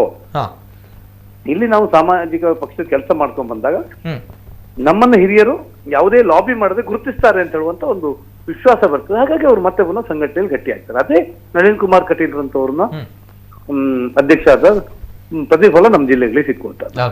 S sir, thank you sir. ಶಾಸಕರು ರಘುಪತಿ ಭಟ್ ಅವರ ಮಾತುಗಳು. Yes sir, thank you so much. Yes sir, ಅದೇ ರೀತಿ ರವಿಶಂಕರ್ ಮಿಜರ್ ಅವರು, ಸದ್ಯ ತಾವುಗಳು ಕಾರ್ಯಕರ್ತರಿದ್ದೀರಾ, ನಾನು ಶಾಸಕರ ಜೊತೆ ಮಾತಾಡಿದಾಗ ಕಾರ್ಯಕರ್ತರಿದ್ದೀರಾ, ಬಿಜೆಪಿಯ ಕಾರ್ಯಕರ್ತರು ಜೊತೆಗೆ ತಮ್ಗಳನ್ನು ಕೂಡ ಎಲ್ಲೂ ಕೂಡ ನಳಿನ್ ಕುಮಾರ್ ಕಟೀಲ್ ಅವರು ಅಧ್ಯಕ್ಷರಾದಾಗ ಬಿಟ್ಟು ಹಾಕಿಲ್ಲ ಅನ್ನುವಂತಹ ವಿಚಾರ ಅಲ್ವಾ, ತುಂಬಾ ಚೆನ್ನಾಗಿ ನೋಡ್ಕೊಂಡಿದ್ದಾರೆ ಅನ್ನೋದು. ಕಾರ್ಯಕರ್ತರ ಪ್ರತಿಯೊಬ್ರು ಕೂಡ ತಳಮಟ್ಟದ ಕಾರ್ಯಕರ್ತರ ನೋಡ್ಕೊಂಡಿದ್ದಾರೆ ಅನ್ನುವಂಥ ವಿಚಾರ. ಆದ್ರೆ ಎಲ್ಲೊಂದ್ ಕಡೆ ರವಿಶಂಕರ್ ಮಿಜರ್ ಅವರು, ತಾವು ಗಮನಿಸಿದ್ದೀರಾ, ನಳಿನ್ ಕುಮಾರ್ ಕಟೀಲ್ ಅವರಿಗೆ ಯಡಿಯೂರಪ್ಪರವರಿಂದ ತೆರನಾಗಿರುವಂತಹ ಹುದ್ದೆ, ರಾಜ್ಯಾಧ್ಯಕ್ಷರ ಹುದ್ದೆ ಸಿಕ್ಕಿದಾಗ he is capable for that, ಇಷ್ಟು ಯಶಸ್ವಿಯಾಗಿ ನಿಭಾಯಿಸ್ತಾರೆ ಅನ್ನುವಂತಹ ಒಂದು ನಂಬಿಕೆ ಇತ್ತ ತಮ್ಗಳಿಗೆ. ಯಾಕಂದ್ರೆ ರಾಜ್ಯಾದ್ಯಂತ ಈ ಮಾತುಗಳು ಕೇಳಿ ಬರ್ತಾ ಇತ್ತು. ಈ ನಳಿನ್ ಕುಮಾರ್ ಕಟೀಲ್ ಅವರು ಕರಾವಳಿ ಭಾಗದವರು, ಇವರಿಗೆ ರಾಜ್ಯವನ್ನ ಪ್ರವಾಸ ಮಾಡಬಹುದಾ, ರಾಜ್ಯದಲ್ಲಿರುವಂತಹ ಘಟಾನುಘಟಿ ನಾಯಕರುಗಳನ್ನ ಕಂಟ್ರೋಲ್ ಮಾಡಬಹುದಾ ಅನ್ನುವಂತಹ ವಿಚಾರ. ಬಿಜೆಪಿ ಆಲ್ರೆಡಿ ಬೆಳೆದಿರುವಂತಹ ಪಕ್ಷ, ಪ್ರಬಲವಾಗಿರುವಂತಹ ಪಕ್ಷ ಅಂತ ಬಂದಾಗ ಏನ್ ಹೇಳ್ತೀವಿ? ಇಲ್ಲಿ ಒಂದು ಮುಖ್ಯ ವಿಚಾರ ಏನಂತ ಹೇಳಿದ್ರೆ, ಇವತ್ತು ನಮ್ಮ ಭಾರತೀಯ ಜನತಾ ಪಾರ್ಟಿಯ ಒಂದು ಕೇಂದ್ರೀಯ ಏನು ನಮ್ಮ ಕೇಂದ್ರದ ಒಂದು ತಂಡ ಇದೆ, ಅದು ಬಹಳ ಪೂರಕವಾಗಿ ಕೆಲಸ ಮಾಡ್ತಾ ಇದೆ. ಈಗ ಭಾರತೀಯ ಜನತಾ ಪಾರ್ಟಿಯ ಒಬ್ಬ ರಾಜ್ಯಾಧ್ಯಕ್ಷನ ಜೊತೆಯಲ್ಲಿ ಭಾರತೀಯ ಜನತಾ ಪಾರ್ಟಿಯ ಒಬ್ಬ ದೇಶದ ಅಧ್ಯಕ್ಷ ಯಾರಿದ್ದಾರೆ ಅವರು ನಿರಂತರವಾಗಿ ಸಂಪರ್ಕದಲ್ಲಿರ್ತಾರೆ. ಯಾವುದೇ ಒಂದು ಕುಂದುಕೊರತೆಗಳು, ಯಾವುದೇ ಒಂದು ತೊಂದರೆಗಳು ಬಂದಾಗ ನಮ್ಮ ಕೇಂದ್ರೀಯ ಸಮಿತಿ, ನಮ್ಮ ದೇಶದ ಅಧ್ಯಕ್ಷರು ಸಹ ಬಹಳ ಒಂದು ಮುತುವರ್ಜಿಯಿಂದ ಕೆಲಸ ಕಾರ್ಯಗಳನ್ನು ನಿಷ್ಠೆಯಿಂದ ಮಾಡುವುದರಿಂದ ರಾಜ್ಯಾಧ್ಯಕ್ಷನಾದವನಿಗೆ ಹೆಗಲಿನ ಭಾರ ಏನಿದೆ ಅದು ಸ್ವಲ್ಪ ಕಡಿಮೆ ಆಗುವಂತಹ ಸಂದರ್ಭಗಳು ಇದೆ. ಹಾಗಾಗಿ ನಳಿನ್ ಕುಮಾರ ಕಟೀಲ್ ರವರ ನಿಷ್ಠೆಯನ್ನು ಮತ್ತು ಅವರ ಪಕ್ಷದ ಮೇಲಿರುವಂತಹ ಅವರ ಏನು ಒಂದು ಹಿಡಿತ ಇದೆ ಅದು ರಾಜ್ಯಾಧ್ಯಕ್ಷನಾಗಿರುವಾಗಲೂ ಅದು ಕಡಿಮೆ ಆಗ್ಲಿಕ್ಕೆ ಇಲ್ಲ. ಯಾಕಂತ ಹೇಳಿದ್ರೆ ಒಬ್ಬ ಸಂಘಟನಾತ್ಮಕ ಜಿಲ್ಲೆಯಿಂದ ಬಂದವರಾಗಿದ್ರಿಂದ ಇದು ನಳಿನ್ ಕುಮಾರ್ ಕಟೀಲ್ರಿಗೆ ಸಾಧ್ಯತೆ ಉಂಟು ಎಂಬ ಒಂದು ಮನಸ್ಸು ನಮ್ದಾಗಿತ್ತು. ನಾವು ಅದರಲ್ಲಿ ಏನು ಹಿಂದೆ ಬಿದ್ದಿಲ್ಲ. ಆದರೆ ಜಿಲ್ಲೆಯಿಂದ ಜಿಲ್ಲಕ್ಕೆ ಸ್ವಲ್ಪ ಮಟ್ಟಿಗೆ ಪೊಲಿಟಿಕಲ್ ಏನು ಆ ಒಂದು ಚೇಂಜಸ್ ಇದೆ, ಅದು ಜಿಲ್ಲೆಯಿಂದ ಜಿಲ್ಲಕ್ಕಿದೆ, ಇಲ್ಲ ಅಂತ ಅಲ್ಲ. ಅದು ಭಾರತೀಯ ಜನತಾ ಪಾರ್ಟಿಲೂ ಇರಬಹುದು. ಆದರೆ ಭಾರತೀಯ ಜನತಾ ಪಾರ್ಟಿಯ ದಕ್ಷಿಣ ಕನ್ನಡ ಜಿಲ್ಲೆಯ ಒಬ್ಬ ವ್ಯಕ್ತಿ ಇವತ್ತು ಈ ಪದವಿಯನ್ನು ತೆಕ್ಕೊಂಡ್ರೆ ಅದು ಸಮರ್ಥವಾಗಿ ಎದುರಿಸಲಿಕ್ಕೆ ಸಾಧ್ಯ ಉಂಟು ಎಂಬ ಭಾವನೆ ನಮ್ಗೆಲ್ರಿಗೂ ಇತ್ತು. ಯಾಕಂತ ಹೇಳಿದ್ರೆ ಅವರೊಬ್ಬ ನಿಷ್ಠಾವಂತ ಪ್ರಾಮಾಣಿಕ ಕಾರ್ಯಕರ್ತ ಆಗಿದ್ರಿಂದ ಅವರು ಅದನ್ನು ನಿಭಾಯಿಸ್ತಾರೆ ಎಂಬ ಧೈರ್ಯ ನಮಗೂ ಇತ್ತು ಅನ್ನುವಂಥದ್ದು ಅಲ್ವಾ sir? Yes yes yes sir. Ramdas ಅವರು ಏನ್ ಹೇಳಲಿಕ್ಕೆ ಇಷ್ಟಪಡ್ತೀರಾ? ಕ್ಯಾನ್ ಯು ಇಮ್ಯಾಜಿನ್ ಅನ್ನುವಂಥ ಪ್ರಶ್ನೆ ಬರುತ್ತೆ. ಅಂದ್ರೆ ತಾವುಗಳು ಅನ್ಕೊಂಡಿದ್ರೆ ಇಷ್ಟು ಯಶಸ್ವಿಯಾಗಿ ನಳಿನ್ ಕುಮಾರ್ ಕಟೀಲ್ ಅವರು ರಾಜ್ಯಾಧ್ಯಕ್ಷರ ಸ್ಥಾನವನ್ನ ಜೊತೆಗೆ ಪಕ್ಷವನ್ನ ನಿಭಾವಣೆ ಮಾಡ್ಕೊಂಡು ಹೋಗ್ತಾರೆ. ಜೊತೆಗೆ ಕೋವಿಡ್ ಅನ್ನುವಂತಹ ಸಂದರ್ಭಗಳಲ್ಲಿ ಕೂಡ ಪಕ್ಷ ಎಲ್ಲೋ ಒಂದ್ ಕಡೆ ಎಡವಬಹುದು ಅಂತ ಬಂದಾಗ, ಯಾಕಂದ್ರೆ ಆಡಳಿತ ಕೋವಿಡ್ ಅನ್ನುವಂತಹ ಸಂದರ್ಭಗಳಲ್ಲಿ ಪ್ರತಿಯೊಬ್ಬರು ಕೂಡ ದೂಷಣೆ ಮಾಡುವಂಥದ್ದು ಆಡಳಿತದಲ್ಲಿರುವಂತಹ ಪಕ್ಷಕ್ಕೆ ತಪ್ಪು ಆಗುತ್ತೆ, ಯಾರಿಗೂ ಕೂಡ ಗೊತ್ತಿರಲ್ಲ ಏನು ಹೇಗೆ ಏನ್ ಕಥೆ. ಆದ್ರೂ ಕೂಡ ಪಕ್ಷ ಸಂಘಟನೆಯ ವಿಚಾರಗಳಲ್ಲಿ ನಳಿನ್ ಕುಮಾರ್ ಕಟೀಲ್ ಅವರು ಪ್ರಮುಖ ಪ್ರಾಧಾನ್ಯತೆಯನ್ನು ಕೊಟ್ಟಿದ್ದಾರೆ ಅನ್ನುವಂಥದ್ದು. ಎಸ್, ತಾವು ಕೂಡ ಗಮನಿಸಿದ್ರ ನಳಿನ್ ಕುಮಾರ್ ಕಟೀಲ್ ಅವರು ರಾಜ್ಯಾಧ್ಯಕ್ಷರಾಗಿ ಯಶಸ್ವಿ ಆಗ್ತಾರೆ ಅನ್ನುವಂಥದ್ದು? ಅವರು ಅಧ್ಯಕ್ಷರಾಗಿ ಪ್ರಥಮ ಬಾರಿಗೆ ಅಧಿಕಾರವನ್ನು ಸ್ವೀಕಾರ ಮಾಡಿದ ಸ್ವಲ್ಪ ಸಮಯದಲ್ಲಿ ಅನತಿ ಕಾಲದಲ್ಲಿ ಕೋವಿಡ್ ಬಂತು. ಕೋವಿಡ್ ಬಂದಂತ ಸಂದರ್ಭ ಇಡೀ ರಾಜ್ಯದಲ್ಲಿ ಪ್ರಥಮವಾಗಿ ಅವರ ಸಂಸದರ ಕಚೇರಿಯಲ್ಲಿ ಅವರು ವಾರ್ ರೂಮ್ ಅನ್ನು ಪ್ರಾರಂಭ ಮಾಡಿದ್ರು. ಆ ನಂತರ ಅದರ ನಡುವೆ ಯಡಿಯೂರಪ್ಪನವರು ಪ್ರಥಮ ಬಾರಿಗೆ ಮುಖ್ಯಮಂತ್ರಿಯಾಗಿ ಆದ ತಕ್ಷಣ ಇಡೀ ರಾಜ್ಯದಲ್ಲಿ ನೆರೆ ಬಂತು. ನೆರೆ ಬಂದಂತ ಸಂದರ್ಭದಲ್ಲಿ ದಕ್ಷಿಣ ಕನ್ನಡ ಜಿಲ್ಲೆಯಲ್ಲಿ ಕೂಡ ನೆರೆ ಬಂದಿದೆ. ಆ ಸಂದರ್ಭದಲ್ಲಿ ಅದನ್ನು ಕೂಡ ಅತ್ಯಂತ ಯಶಸ್ವಿಯಾಗಿ ನಿರ್ವಹಿಸಿದ್ರು ಅವರು ಉತ್ತಮ ಆಡಳಿತಗಾರನಾಗಿ. ಕೋವಿಡ್ ನ ಸಂಕಷ್ಟದ ಪರಿಸ್ಥಿತಿಯಲ್ಲಿ ಇದನ್ನ ಯಾವ ರೀತಿ ತೊಂದರೆಗಳನ್ನು ಯಾವ ರೀತಿ ಎದುರಿಸುವುದು ಎನ್ನುವಂಥದ್ದನ್ನು ಅತ್ಯಂತ ಯಶಸ್ವಿಯಾಗಿ ಮಾಡಿದ್ರು. ಅವರು ವಾರ್ ರೂಮ್ ಅನ್ನ ಮಾಡಿದ್ರು. ಕೋವಿಡ್ಗೆ ದಕ್ಷಿಣ ಕನ್ನಡ ಜಿಲ್ಲೆಯಲ್ಲಿ ಏನೇನು ಕೆಲಸ ಕಾರ್ಯಗಳಾಗಬೇಕಿತ್ತ ನಮ್ಮ ಉಸ್ತುವಾರಿ ಮಂತ್ರಿಗಳನ್ನ ಅವರ ನೇತೃತ್ವದಲ್ಲಿ ಜಿಲ್ಲಾಧಿಕಾರಿಗಳನ್ನು ಉಪಯೋಗ ಮಾಡಿಕೊಂಡು ಇಡೀ ಆಡಳಿತ ಶಾಹಿಯನ್ನು ಉಪಯೋಗ ಮಾಡಿಕೊಂಡು ಕೋವಿಡ್ ಅನ್ನ ಯಶಸ್ವಿಯಾಗಿ ನಿರ್ವಹಿಸುವಂತ ದೃಷ್ಟಿಯಲ್ಲಿ. ಕೋವಿಡ್ ಅಂತ ಹೇಳಿದ್ರೆ ನಮ್ಗೆ ಯಾರಿಗೂ ಗೊತ್ತಿರಲಿಲ್ಲ, ಪ್ರಿಯಾಂಬಲ್ಸ್ ಅಥವಾ ಪ್ರೆಸಿಡೆಂಟ್ಸ್ ಏನಿರಲಿಲ್ಲ ಕೋವಿಡ್ ನ ವಿಷಯದಲ್ಲಿ. ನಾವು ಯಾವ ರೀತಿ ಹಿಂದೆ ಯಾವ ರೀತಿ ಇದನ್ನ ನಿಭಾಯಿಸಿದ್ದಾರೆ, ಮುಂದಕ್ಕೆ ಯಾವ ರೀತಿ ನಿಭಾಯಿಸಬಹುದು ಎನ್ನುವ ದೃಷ್ಟಿಯಿಂದ ಯಾವುದೇ ರೀತಿಯಾದಂತ ಸ್ವಲ್ಪ ಕೂಡ ನಮ್ಮ ಹತ್ರ ನಾಲೆಜ್ ಇರಲಿಲ್ಲ. ಆ ಸಂದರ್ಭದಲ್ಲಿ ಕೋವಿಡ್ ಅನ್ನ ಅತ್ಯಂತ ಯಶಸ್ವಿಯಾಗಿ ನಿಯಂತ್ರಣ ಮಾಡುವ ದೃಷ್ಟಿಯಿಂದ ಜಿಲ್ಲೆಯಲ್ಲಿ ಅತ್ಯಂತ ಯಶಸ್ವಿಯಾಗಿ ಕೆಲಸ ಕಾರ್ಯಗಳನ್ನ ಸನ್ಮಾನ್ಯ ನಳಿನ್ ಕುಮಾರ್ ಕಟೀಲ್ ಅವರು ಮಾಡಿದ್ರು. ಓರ್ವ ನಾಯಕನಾಗಿ ಇಡೀ ಜಿಲ್ಲೆಯಲ್ಲಿ 7 ಜನ ಶಾಸಕರಿಗೆ ಕೂಡ ಮಾರ್ಗದರ್ಶನವನ್ನು ಮಾಡಿದ್ರು. ಕೋವಿಡ್ ನ ರೀತಿಯಲ್ಲಿ ಯಾವ ರೀತಿ ಟಾಸ್ಕ್ ಫೋರ್ಸ್ ಗಳನ್ನ ಮಾಡಬಹುದು, ಮತ್ತೆ ಬೇರೆ ಬೇರೆ ರೀತಿಯಾದಂತಹ ಆಸ್ಪತ್ರೆಗಳಲ್ಲಿ ನಾವು ಅವರಿಗೆ ಮೂಲಸೌಕರ್ಯವನ್ನು ಒದಗಿಸುವಂತದ್ದು ಇರ್ಬೋದು, ರೋಗಿಗಳ ಸೇವೆಯನ್ನ ಮಾಡುವಂತ ದೃಷ್ಟಿಯಿಂದ ಇರ್ಬೋದು, ನಿರಂತರವಾಗಿ ಪ್ರವಾಸವನ್ನು ಮಾಡಿದ್ರು. ಸಂಘಟನಾತ್ಮಕವಾಗಿ ನೋಡಿದ್ರೆ ರಾಜ್ಯಾಧ್ಯಕ್ಷರಾದ ನಂತರ ಕೋವಿಡ್ ಬಂತು. ನಮಗೆ ಫಿಸಿಕಲ್ ಮೀಟಿಂಗ್ ಗಳನ್ನ ಮಾಡ್ಲಿಕ್ಕೆ ಆಗಿರ್ಲಿಲ್ಲ. ಅವಾಗ ವರ್ಚುವಲ್ ಮೀಟಿಂಗ್ ಗಳನ್ನು ಪ್ರಾರಂಭ ಮಾಡಿದ್ರು. ಅವರದ್ದೇ ಕಾನ್ಸೆಪ್ಟ್ ಅದು. ರಾಜ್ಯದಲ್ಲಿ ವರ್ಚುವಲ್ ಮೀಟಿಂಗ್ ಗಳನ್ನು ಪ್ರಾರಂಭ ಮಾಡಿ ರಾಷ್ಟ್ರಾಧ್ಯಕ್ಷರು ಅವರಿಗೆ ಒಂದು ಸೂಚನೆಯನ್ನು ಕೊಟ್ಟರು. ಸೇವಾಹಿ ಸಂಘಟನೆ ಎನ್ನುವಂತ ಹೊಸದಾದಂತ ಒಂದು ಕಲ್ಪನೆಯನ್ನ ಕೊಟ್ಟಂತ ಆಧಾರದಲ್ಲಿ ಕರ್ನಾಟಕ ರಾಜ್ಯದಲ್ಲಿ ಕೂಡ ವರ್ಚುವಲ್ ಮೀಟಿಂಗ್ ಗಳನ್ನ ಮಾಡಿದ್ರು. ಇಡೀ ರಾಜ್ಯದ ಎಲ್ಲ ಪದಾಧಿಕಾರಿಗಳು, ಇಡೀ ಕಾರ್ಯಕರ್ತರ ಘಟನೆ ಇದೆ, ಯಾವುದು ಕ್ಯಾಡರ್ ಬೇಸ್ ಇದೆ, ಅದನ್ನೆಲ್ಲ ಒಟ್ಟು ಸೇರಿಸಿಕೊಂಡು ವರ್ಚುವಲ್ ಮೀಟಿಂಗ್ ಗಳ ಮೂಲಕ ಸೇವಾಹಿ ಸಂಘಟನೆ ಮೂಲಕ ಕಾರ್ಯಕರ್ತರನ್ನು ಒಟ್ಟುಗೂಡಿಸುವಂತ ಕೆಲಸವನ್ನು ಮಾಡಿದ್ರು. ಗ್ರಾಮಗಳಲ್ಲಿ ಕಾರ್ಯಕರ್ತರನ್ನು ಸಂಘಟನೆ ಮಾಡುವಂತ ಕೆಲಸವನ್ನು ನಾವೆಲ್ಲರೂ ಸೇರಿ ರಾಜ್ಯಾಧ್ಯಕ್ಷರ ನೇತೃತ್ವದಲ್ಲಿ ಮಾಡಿದೆವು. ರಾಜ್ಯದಲ್ಲಿ ಏನು ಸೂಚನೆ ಬರ್ತದೆ ಅದನ್ನು ಯಥಾವತ್ತಾಗಿ ನಾವು ಗ್ರಾಮಗಳಿಗೆ ತಲುಪಿಸುವಂತ ವ್ಯವಸ್ಥೆಯನ್ನ ಈ ವರ್ಚುವಲ್ ಮೀಟಿಂಗ್ ಗಳ ಮೂಲಕ ಮಾಡಿದ್ರು. ಅದು ಅವ್ರದೇ ಕಾನ್ಸೆಪ್ಟ್. ಅಂದ್ರೆ ಏನು ಅಂತ ಹೇಳಿದ್ರೆ, ಸೇವಾಯಿ ಸಂಘಟನೆ ನಮಗೆ ಕೋವಿಡ್ ಬಂದ ತಕ್ಷಣ ಏನಾಗಿತ್ತು ಅಂತ ಹೇಳಿ ನಮ್ಮ ಕಾರ್ಯಕರ್ತರ ಮನಸ್ಸಲ್ಲಿ ಬಂದಿತ್ತು, ನಮಗೆ ಸ್ವಲ್ಪ ಕೆಲಸಗಳು ಕಡಿಮೆ ಆಗುತ್ತೆ ಅಂತೇಳಿ. ಆದ್ರೆ ಯಾವುದೇ ಕಾರ್ಯಕರ್ತನನ್ನು ಸುಮ್ಮನೆ ಕೂತ್ಕೊಳ್ಳಿಕ್ಕೆ ಬಿಡ್ಲಿಲ್ಲ. ಅಂದ್ರೆ ಎಲ್ಲರೂ ಜನರ ಸೇವೆಯನ್ನ ಮಾಡಬೇಕು, ಸೇವಾಯಿ ಸಂಘಟನೆಯ ಮೂಲಕ ಜನರ ಸೇವೆಯನ್ನ ಮಾಡಬೇಕು. ಅದಕ್ಕೆ ಹೇಗೆ ಜನರನ್ನ ಸಂಘಟನೆ ಮಾಡೋದು, ನಾವು ಫಿಸಿಕಲ್ ಆಗಿ ಸೇರ್ಲಿಕ್ಕೆ ಸಾಧ್ಯ ಇಲ್ಲ. ಆದ್ರೆ ವರ್ಚುವಲ್ ಮೀಟಿಂಗ್ ಗಳ ಮೂಲಕ ರಾಜ್ಯದಿಂದ ಬಂದದ್ದು, ನಾವು ಬೂತಿನವರೆಗೆ ವರ್ಚುವಲ್ ಮೀಟಿಂಗ್ ಅನ್ನ ಕೊಂಡೋಗಿದ್ದೇವೆ ನಾವು ರಾಜ್ಯಾಧ್ಯಕ್ಷರ ನೇತೃತ್ವದಲ್ಲಿ. ಆ ಮೂಲಕ ಸಂಘಟನೆಯನ್ನು ಮಾಡಿದ್ವಿ. ಈಗ ನಿಧಾನಕ್ಕೆ ನಾವು ಫಿಸಿಕಲ್ ಮೀಟಿಂಗ್ ಬರ್ತಾ ಇದ್ದೇವೆ.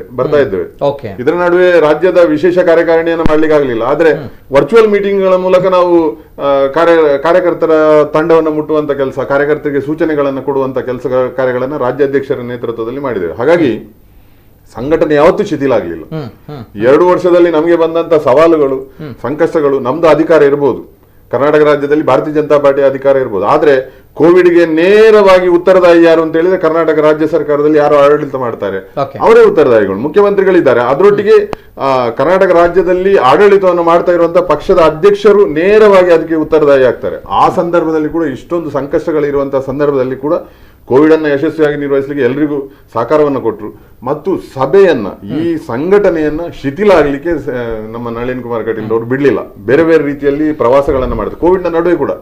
ನೀವು ಗಮನಿಸಿದ್ದಿರಬಹುದು, ಸನ್ಮಾನ್ಯ ನಡ್ಡಾಜಿ ಅವರು, ನಮ್ಮ ರಾಷ್ಟ್ರೀಯ ಅಧ್ಯಕ್ಷರು, ನೇರವಾಗಿ ಒಂದು ಸಭೆಯಲ್ಲಿ ಹೇಳಿದ್ದಾರೆ, ಕರ್ನಾಟಕ ರಾಜ್ಯದ ಪ್ರದೇಶಾಧ್ಯಕ್ಷ ಯಾರು ನಳಿನ್ ಕುಮಾರ್ ಕಟೀಲ್ ಜಿ ಅವರು ಪ್ರವಾಸ ಮಾಡಿದಷ್ಟು ಕೋವಿಡ್ ನ ಸಂದರ್ಭದಲ್ಲಿ ಯಾರು ಕೂಡ ಪ್ರವಾಸ ಮಾಡಲಿಲ್ಲ, ಜನರ ಸೇವೆಯನ್ನು ಮಾಡಲಿಲ್ಲ.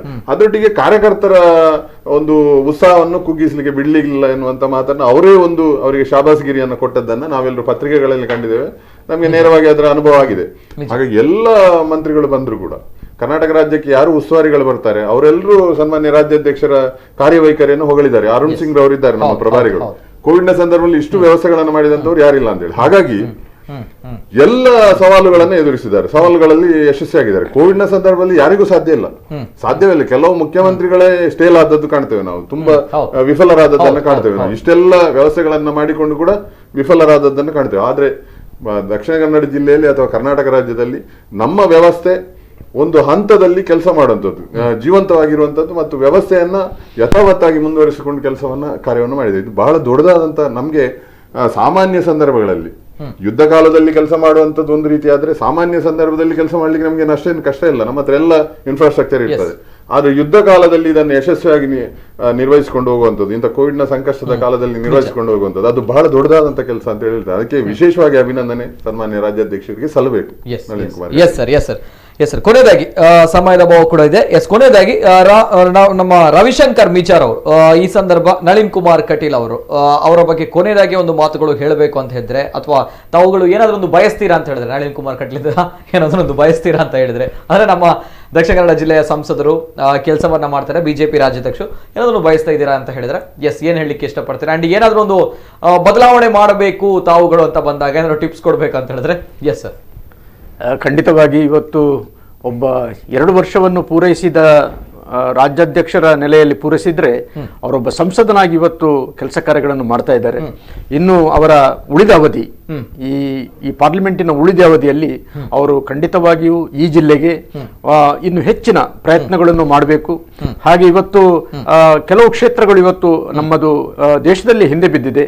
ಕೋವಿಡ್ ನ ಪರಿಸ್ಥಿತಿಯಿಂದಾಗಿ ಇವತ್ತು ಸ್ವಲ್ಪ ನಿರುದ್ಯೋಗದ ಸಮಸ್ಯೆಗಳು ಎಲ್ಲ ಕಡೆಯಲ್ಲಿ ಕಾಡ್ತಾ ಇವೆ. ಈ ಸಮಸ್ಯೆಗೆ ಮುಖ್ಯವಾಗಿ ನಮ್ಮ ಕೈಗಾರಿಕೆಗಳಿರ್ಬೋದು, ಇತರ ಹಲವು ಇನ್ಫ್ರಾಸ್ಟ್ರಕ್ಚರ್ಗಳು ಇವತ್ತು ಸ್ವಲ್ಪ ನಮ್ಮಾಗಿ ಬಿಟ್ಟಿದೆ. ಈ ರೀತಿಯಿಂದ ಇದನ್ನು ನಾವು ಹೊರಗೆ ಬರಬೇಕಾದ್ರೆ ಇದಕ್ಕೊಂದು ಚಾಲನೆಯನ್ನು ಸಿಗಬೇಕು. ಬಹಳಷ್ಟು ಕೈಗಾರಿಕೆಗಳು ನಮ್ಮ ಜಿಲ್ಲೆಗೆ ಬರಬೇಕು. ಹಾಗೆ ಒಂದು ವಿದ್ಯಾವಂತರ ಜಿಲ್ಲೆ ಅಂತ ಹೇಳಿದ ಕೂಡಲೇ ಬಹಳಷ್ಟು ಯುವತಿಯರು ನಮ್ಮ ಜಿಲ್ಲೆಯಲ್ಲಿ ಇದ್ದಾರೆ. ಅವರಿಗೂ ಬಹಳಷ್ಟು ಆಶೆ ಆಕಾಂಕ್ಷೆಗಳಿವೆ. ಮತ್ತೆ ನಮ್ಮ ಜಿಲ್ಲೆಯ ಬೆಳವಣಿಗೆ ಮುಖ್ಯವಾಗಿ ಹೇಳಬೇಕಾದ್ರೆ ಇನ್ನು 3 ವರ್ಷದ ಅವಧಿಯಲ್ಲಿ, ಉಳಿದ ಅವಧಿಯಲ್ಲಿ ಅವರು ಒಬ್ಬ ರಾಜ್ಯಾಧ್ಯಕ್ಷನಾಗಿ ಮತ್ತೆ ಒಬ್ಬ ಬಹಳ ಇಂಪಾರ್ಟೆಂಟ್ ಆಗಿ ಹೇಳಬೇಕಾದ್ರೆ ಒಬ್ಬ ಸಂಸದನಾಗಿ, ಒಂದು ಸಕ್ಸಸ್ಫುಲ್ ಸಂಸದನಾಗಿ ನಮ್ಮ ಜಿಲ್ಲೆಗೆ ಇನ್ನು ಹೆಚ್ಚಿನ ಕೆಲಸಗಳನ್ನು ಅವರು ಮಾಡಬೇಕು. ನಮ್ಮ ಎಲ್ಲ ಇಲ್ಲಿ ವಿದ್ಯಾಭ್ಯಾಸ ಮಾಡಿದ ವಿದ್ಯಾರ್ಥಿಗಳಿಗೆ ಒಂದು ಒಳ್ಳೆಯ ಅವಕಾಶಗಳನ್ನು ಈ ಜಿಲ್ಲೆಯಲ್ಲೇ ಕೊಡಬೇಕು ಎಂಬ ಒಂದು ಹಂಬಲ ನಮ್ದು. ಬ್ಯೂಟಿಫುಲ್. ಇದನ್ನು ನಾವು ಒತ್ತಿ ನಳಿನ್ರವರಿಗೆ ಯಾವಾಗಲೂ ನಮಗೆ ಸಮಯ ಇರುವಾಗ ನಾವು ಹೇಳ್ತೇವೆ, ಅವರು ಅದಕ್ಕೆ ಒತ್ತಾರೆ. Thank you so much. Yes sir, ಕೊನೆಯದಾಗಿ ರಾಮದಾಸ್ ಅವರು ತಮ್ಮ ಏನಾದ್ರು ಬಯಕೆ, ಕೋರಿಕೆ ಅಥವಾ ಅವರ ತವರು ಜಿಲ್ಲೆಯಲ್ಲಿ ಮಂಗಳೂರು ನಗರ ಇದೆ. ತವರು ಜಿಲ್ಲೆಯವರು, ದಕ್ಷಿಣ ಕನ್ನಡ ಜಿಲ್ಲೆ ಅವರು ಸಂಸದನಾಗಿ ಅವರು ಜವಾಬ್ದಾರಿಯಲ್ಲಿರುವಂತವರು, ಹುದ್ದೆಯಲ್ಲಿರುವಂತವರು ತವರು ಜಿಲ್ಲೆ. ಮಂಗಳೂರು ಒಂದು ಕೈಗಾರಿಕಾ ಹಬ್ ಆಗಬೇಕು, ಅಂದ್ರೆ ಉದ್ಯೋಗ ಎಂಪ್ಲಾಯ್ಮೆಂಟ್ ಹಬ್ ಆಗ್ಬೇಕು ಎನ್ನುವಂಥದ್ದು ಎಲ್ಲ ಇಡೀ ಜಿಲ್ಲೆಯವರದು. ಇದು ಇಲ್ಲಿ ಕೃಷಿ ಇದೆ, ಕೈಗಾರಿಕೆಗಳಿದ್ದಾವೆ, ಮೂಲಸೌಕರ್ಯ ಇದೆ, ಇದು ಟೂರಿಸಂ ಇದೆ, ಸ್ಪಿರಿಚುವಲ್ ಟೂರಿಸಂ ಇದೆ. ಇಲ್ಲಿರುವಂತ ದೇವಸ್ಥಾನಗಳು ದೇಶಾದ್ಯಂತ ಪ್ರಸಿದ್ಧಿಯನ್ನು ಪಡೆದಂತವರು.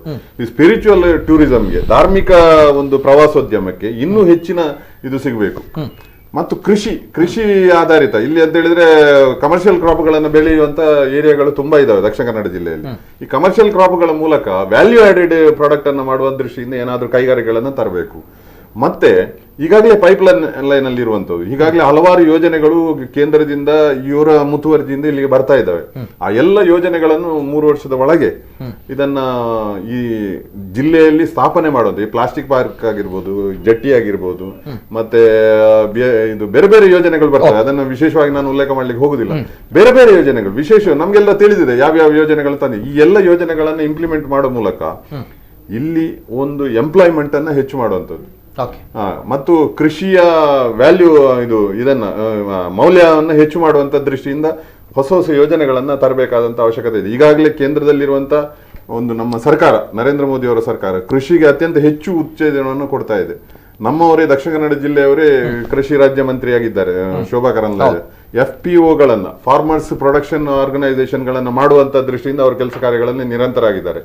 ಇಂತಹ ಕೆಲಸ ಕಾರ್ಯಗಳನ್ನು ಇನ್ನು ಹೆಚ್ಚು ಒಂದೊಂದು ತಾಲೂಕಿಗೆ ಒಂದೊಂದು ಇಂಥ FPOಗಳನ್ನ ಮಾಡಬೇಕು ಎನ್ನುವಂಥದ್ದು ಅವರ ಇದಿದೆ, ನಿರೀಕ್ಷೆ ಇದೆ. ಆ ನಿರೀಕ್ಷೆಗಳನ್ನು ಒಟ್ಟು ಸೇರಿಕೊಂಡು ಜಿಲ್ಲೆಯ ಸಂಸದರಾಗಿ ಅದರ ಮೂಲಕ ಈ ಕೆಲಸ ಕಾರ್ಯಗಳನ್ನು ಮಾಡಬೇಕು. ಒಟ್ಟಿನಲ್ಲಿ ಇಲ್ಲಿರುವಂತ ಪ್ರತಿಭೆಗಳು ಬ್ರೈನ್ ಡ್ರೈನ್ ಅಂತೇಳಿ ಏನು ಹೇಳ್ತಾರೆ, ನಾವು ಬೆಂಗಳೂರಿಗೆ ಹೋಗ್ತಾರೆ, ಅವರು IT ಗೆ ಬೇಕಾಗಿ ಬೆಂಗಳೂರಿಗೆ ಹೋಗ್ತಾರೆ. ಇಲ್ಲಿಯೇ ಅದನ್ನ ವ್ಯವಸ್ಥೆಗಳನ್ನ ಮಾಡುವ ದೃಷ್ಟಿಯಿಂದ ಕಿಯೋನಿಕ್ಸ್ ನ ಅಧ್ಯಕ್ಷರು ಕೂಡ ದಕ್ಷಿಣ ಕನ್ನಡ ಜಿಲ್ಲೆಯವರು ಇದ್ದಾರೆ. ಇಲ್ಲಿರುವಂತಹ IT ಹಬ್ಗಳನ್ನ ಇಂಪ್ರೂವ್ ಮಾಡುವ ಮೂಲಕ ಇಲ್ಲಿರುವಂತಹ ಯಾರಿಗೆ ಟೆಕ್ನಿಷಿಯನ್ಸ್ ಇದ್ದಾರೆ, ಪ್ರೊಫೆಷನಲ್ಸ್ ಇದ್ದಾರೆ, ಇಲ್ಲಿಯೇ ಉದ್ಯೋಗಗಳು ಒದಗುವ ಬೇಕಾದ ವ್ಯವಸ್ಥೆ ಇದೆ. ಇಲ್ಲಿ ಏನ್ ತೊಂದರೆ ಇಲ್ಲ, ಇನ್ಫ್ರಾಸ್ಟ್ರಕ್ಚರ್ ಇದೆ. ಮಂಗಳೂರು ನಗರವಾಗಿ ಇವತ್ತು ಅತ್ಯಂತ ದೊಡ್ಡ ನಗರವಾಗಿ ಬೆಳೀತಾ ಇದೆ. 2 ಟೈರ್ ಸಿಟಿಗಳಲ್ಲಿ ಮಂಗಳೂರು ಕರ್ನಾಟಕ ರಾಜ್ಯದಲ್ಲಿ ಅತ್ಯಂತ ಪ್ರಮುಖವಾದಂತ ಇದು. ಇಲ್ಲಿಯೇ ಈ ವ್ಯವಸ್ಥೆಗಳನ್ನ ಮಾಡಿದ್ರೆ ಸ್ಮಾರ್ಟ್ ಸಿಟಿ ಆಗಿರ್ಬೋದು, ಇದು ಅಮೃತ ಯೋಜನೆ ಆಗಿವೆ, ಇಂಥ ಯೋಜನೆಗಳನ್ನ ಅತ್ಯಂತ ಯಶಸ್ವಿಯಾಗಿ ಮಾಡೋದ್ರ ಮೂಲಕ ಇಲ್ಲಿರುವಂತಹ 7 ಶಾಸಕರಿಗೆ ಅವರ ಮಾರ್ಗದರ್ಶನ ಮಾಡಿ ಇಲ್ಲಿ ಒಂದು ಎಂಪ್ಲಾಯ್ಮೆಂಟ್ ಹಬ್ ಆಗಿ ಇದನ್ನ ಮಾಡಬೇಕು ಎನ್ನುವ ದೃಷ್ಟಿಯಿಂದ ನಮ್ದೆಲ್ಲ ನಿರೀಕ್ಷೆ ಇದೆ ಸಂಸದರು. ಅದನ್ನ ಅವರು ನಿರ್ವಹಿಸ್ತಾರೆ, ಅದನ್ನು ಯಶಸ್ವಿಯಾಗಿ ನಿಭಾಯಿಸ್ತಾರೆ ಎನ್ನುವಂಥದ್ದು ನಮ್ಗೆ ಅವರ ಮೇಲೆ ವಿಶ್ವಾಸ ಇದೆ. ಯಾಕಂತ ಹೇಳಿದ್ರೆ he has A proven track record, ಅಂದ್ರೆ ಸಕ್ಸಸ್ಫುಲ್ ಟ್ರ್ಯಾಕ್ ರೆಕಾರ್ಡ್ ಇದೆ, ಎಲ್ಲ ರೀತಿಯಲ್ಲಿಯೂ ಯಶಸ್ವಿಯಾಗಿದೆ. ಇದಕ್ಕೆ ಸ್ವಲ್ಪ ಹೆಚ್ಚು ಗಮನ ಕೊಟ್ರೆ ಇನ್ನಷ್ಟು ನಮಗೆ ಮುಂದಿನ ದಿನಗಳಲ್ಲಿ ಭಾರತೀಯ ಜನತಾ ಪಾರ್ಟಿಯನ್ನ ಬೇರು ಮಟ್ಟಕ್ಕೆ, ಬೂತ್ ಮಟ್ಟಕ್ಕೆ, ಮನೆಗೆ ಮುಟ್ಟಿಸುವ ದೃಷ್ಟಿಯಿಂದ ನಮ್ಗೆ ಏನು ತೊಂದರೆ ಆಗ್ಲಿಕ್ಕಿಲ್ಲ ಎನ್ನುವಂಥದ್ದು ನನ್ನ ಅಮ್ಮ. Okay thank you sir, thank you so much. ಇದು ರಾಮದಾಸ್ ಬಂಟ್ವಾಳ ಅವರು, ಬಿಜೆಪಿ ಜಿಲ್ಲಾ ಪ್ರಧಾನ ಕಾರ್ಯದರ್ಶಿ, ಜೊತೆಗೆ ರವಿಶಂಕರ್ ಮೀಜರ್ ಅವರು, ಬಿಜೆಪಿ ಜಿಲ್ಲಾ ವಕ್ತಾರರು, ಇಬ್ರು ಕೂಡ ನಮ್ಮ ಜೊತೆ ಇದ್ದಾರೆ. ಒಂದ್ ಕಡೆ ಜೊತೆಗೆ ಶಾಸಕರ ಜೊತೆಗೆ ಕೂಡ ನಾನು ಮಾತನಾಡಿದ್ದೇನೆ. ವಿಚಾರ ನಮ್ಮ ದಕ್ಷಿಣ ಕನ್ನಡ ಜಿಲ್ಲೆಯ ಸಂಸದರು ನಳಿನ್ ಕುಮಾರ್ ಕಟೀಲ್ ಅವರು ಬಿಜೆಪಿ ರಾಜ್ಯಾಧ್ಯಕ್ಷರಾಗಿ 2 ವರ್ಷವನ್ನ ಪೂರೈಕೆ ಮಾಡಿರುವಂತದ್ದು ನಮ್ಮ ದಕ್ಷಿಣ ಕನ್ನಡ ಜಿಲ್ಲೆ ಕೂಡ ಹೆಮ್ಮೆ ತಂದಿರುವಂತಹ ವಿಚಾರ. ಯಾಕಂದ್ರೆ ಕರಾವಳಿ ಭಾಗದ ಒಬ್ಬ ಸಂಸದರು ರಾಜ್ಯಾಧ್ಯಕ್ಷರಾಗ್ತಾರೆ, ಅದರಲ್ಲೂ ಕೂಡ ಪ್ರಬಲವಾಗಿರುವಂತಹ ಪಕ್ಷ ಬಿಜೆಪಿ ಪಕ್ಷದ ರಾಜ್ಯಾಧ್ಯಕ್ಷರಾಗ್ತಾರೆ ಅಂತ ಬಂದಾಗ ಅನೇಕ ಜನರು ಮೂಗು ಮುರಿದವರೇ ಜಾಸ್ತಿ. ನಮ್ಮ ರಾಜ್ಯಾದ್ಯಂತ ನಾವು ಗಮನಿಸಬೇಕಾದ್ರೆ ಕರಾವಳಿ ಭಾಗದ ಜನರು, ಕರಾವಳಿ ಭಾಗದ ಸಂಸದರು ಏನ್ ಮಾಡ್ತಾರೆ ಅನ್ನುವಂಥ ಪ್ರಶ್ನೆಯನ್ನ ಕೇಳಿದ್ರು. ಸೊ ಆ ಪ್ರಶ್ನೆಗಳಿಗೆ ಉತ್ತರ ಸಿಕ್ಕಿರುವಂತದ್ದು 2 ವರ್ಷಗಳ ಕಾಲ ಯಶಸ್ವಿಯಾಗಿರುವಂತಹ ರಾಜ್ಯಾಧ್ಯಕ್ಷರ ಹುದ್ದೆಯ ಕೆಲಸವನ್ನ ನಿರ್ವಹಿಸಿದ್ದಾರೆ ನಳಿನ್ ಕುಮಾರ್ ಕಟೀಲ್ ಅವರು. ಜೊತೆಗೆ ಅವರ ನೇತೃತ್ವದಲ್ಲಿ ನಡೆದಿರುವಂತಹ ಎಲ್ಲಾ ಚುನಾವಣೆಗಳು, ಲೋಕಸಭಾ ಚುನಾವಣೆ, ವಿಧಾನಸಭಾ ಚುನಾವಣೆಗಳು, ಜೊತೆಗೆ ಉಪಚುನಾವಣೆಗಳು, ಪರಿಷತ್ ಚುನಾವಣೆಗಳು, ಸ್ಥಳೀಯ ಚುನಾವಣೆಗಳು ಎಲ್ಲವೂ ಕೂಡ ಬಿಜೆಪಿ ಪಕ್ಷ ಜಯಗಳಿಸಿರುವಂತದ್ದು. ಇಲ್ಲಿ ಒಬ್ಬ ಪಕ್ಷವೂ ಕೂಡ ಹೊರತಾಗಿ ನಾವು ಮಾತನಾಡಿದಾಗ ಒಬ್ಬ ನಿಷ್ಠಾವಂತ ಕಾರ್ಯಕರ್ತ ಅಥವಾ ತಳಮಟ್ಟದ ಕಾರ್ಯಕರ್ತ ನಿಷ್ಠಾವಂತಿಕೆಯಿಂದ ಕೆಲಸವನ್ನ ಮಾಡಿದ್ರೆ ಆತನಿಗೆ ಆ ಪಕ್ಷ ಎಲ್ಲವನ್ನ ಕೊಡುತ್ತೆ ಅಂತ ಬಂದಾಗ ಅದಕ್ಕೆ ಈ ನಳಿನ್ ಕುಮಾರ್ ಕಟೀಲ್ ಅವರು ಸಾಕ್ಷಿ ಆಗ್ತಾರೆ. ನಳಿನ್ ಕುಮಾರ್ ಕಟೀಲ್ ಅವರು ಆ ಹುದ್ದೆಯನ್ನ ಯಶಸ್ವಿಯಾಗಿ ನಿಭಾವಣೆ ಮಾಡ್ತಾ ಇದ್ದಾರೆ. ಜೊತೆಗೆ ಅದಕ್ಕೆ ತಕ್ಕದಾದಿರುವಂತಹ ನ್ಯಾಯವನ್ನ ಕೂಡ ನಳಿನ್ ಕುಮಾರ್ ಕಟೀಲ್ ಅವರು ಕೊಡ್ತಾ ಇರುವಂತದ್ದು. ಎಸ್, ಇದು ಈ ಹೊತ್ತಿನ ವಿಶೇಷ. ನಳಿನ್ ಕುಮಾರ್ ಕಟೀಲ್ ಅವರಿಗೆ ಮತ್ತೊಮ್ಮೆ ನಮ್ಮ ಕುಡ್ಲ ವಾಹಿನಿಯ ಪರವಾಗಿ ಅನಂತ ಅಭಿನಂದನೆಗಳನ್ನ ನಾವು ಹೇಳ್ತಾ ಇದ್ದೇವೆ. Once again congratulations Nalin Kumar Kateel ಅವರಿಗೆ, ನಮ್ಮ ಜಿಲ್ಲೆಯ ಹೆಮ್ಮೆಯ ಸಂಸದರಿಗೆ. ಜೊತೆಗೆ ಶುಭವಾಗಲಿ ಸರ್, ತಮ್ಮ ಒಂದು ನೇತೃತ್ವದಲ್ಲಿ ತಮ್ಮ ಪಕ್ಷ, ಜೊತೆಗೆ ತಮ್ಮ ಒಂದು ನೇತೃತ್ವದಲ್ಲಿ ನಮ್ಮ ದಕ್ಷಿಣ ಕನ್ನಡ ಜಿಲ್ಲೆಗೆ ಒಳ್ಳೆಯ ಅನುದಾನಗಳು ಬರಲಿ ಅಂಡ್ ಜನರ ಜೀವನ ಸುಧಾರಣೆ ಆಗಲಿ ಅನ್ನುವಂಥದ್ದು ನಮ್ಮ ಹಾರೈಕೆ. Once again thank you so much ಇಬ್ರು ಗಣ್ಯ ವ್ಯಕ್ತಿಗಳಿಗೂ ಅಂತ ಹೇಳ್ತಾ, ಎಸ್, ಇದು ಇವತ್ತಿನ ವಿಶೇಷ. ನಿರಂತರ ಸುದ್ದಿ ಹಾಗೂ ಮನೋರಂಜನೆಗಾಗಿ ನೋಡ್ತಾ ಇರಿ ನಮ್ಮ ಕೂಡಲೇ ನ್ಯೂಸ್ 24/7. ಎಲ್ಲೇ ಮೀರಿದಂತಹ ಮುಸಲ್ಮಾನರನ್ನು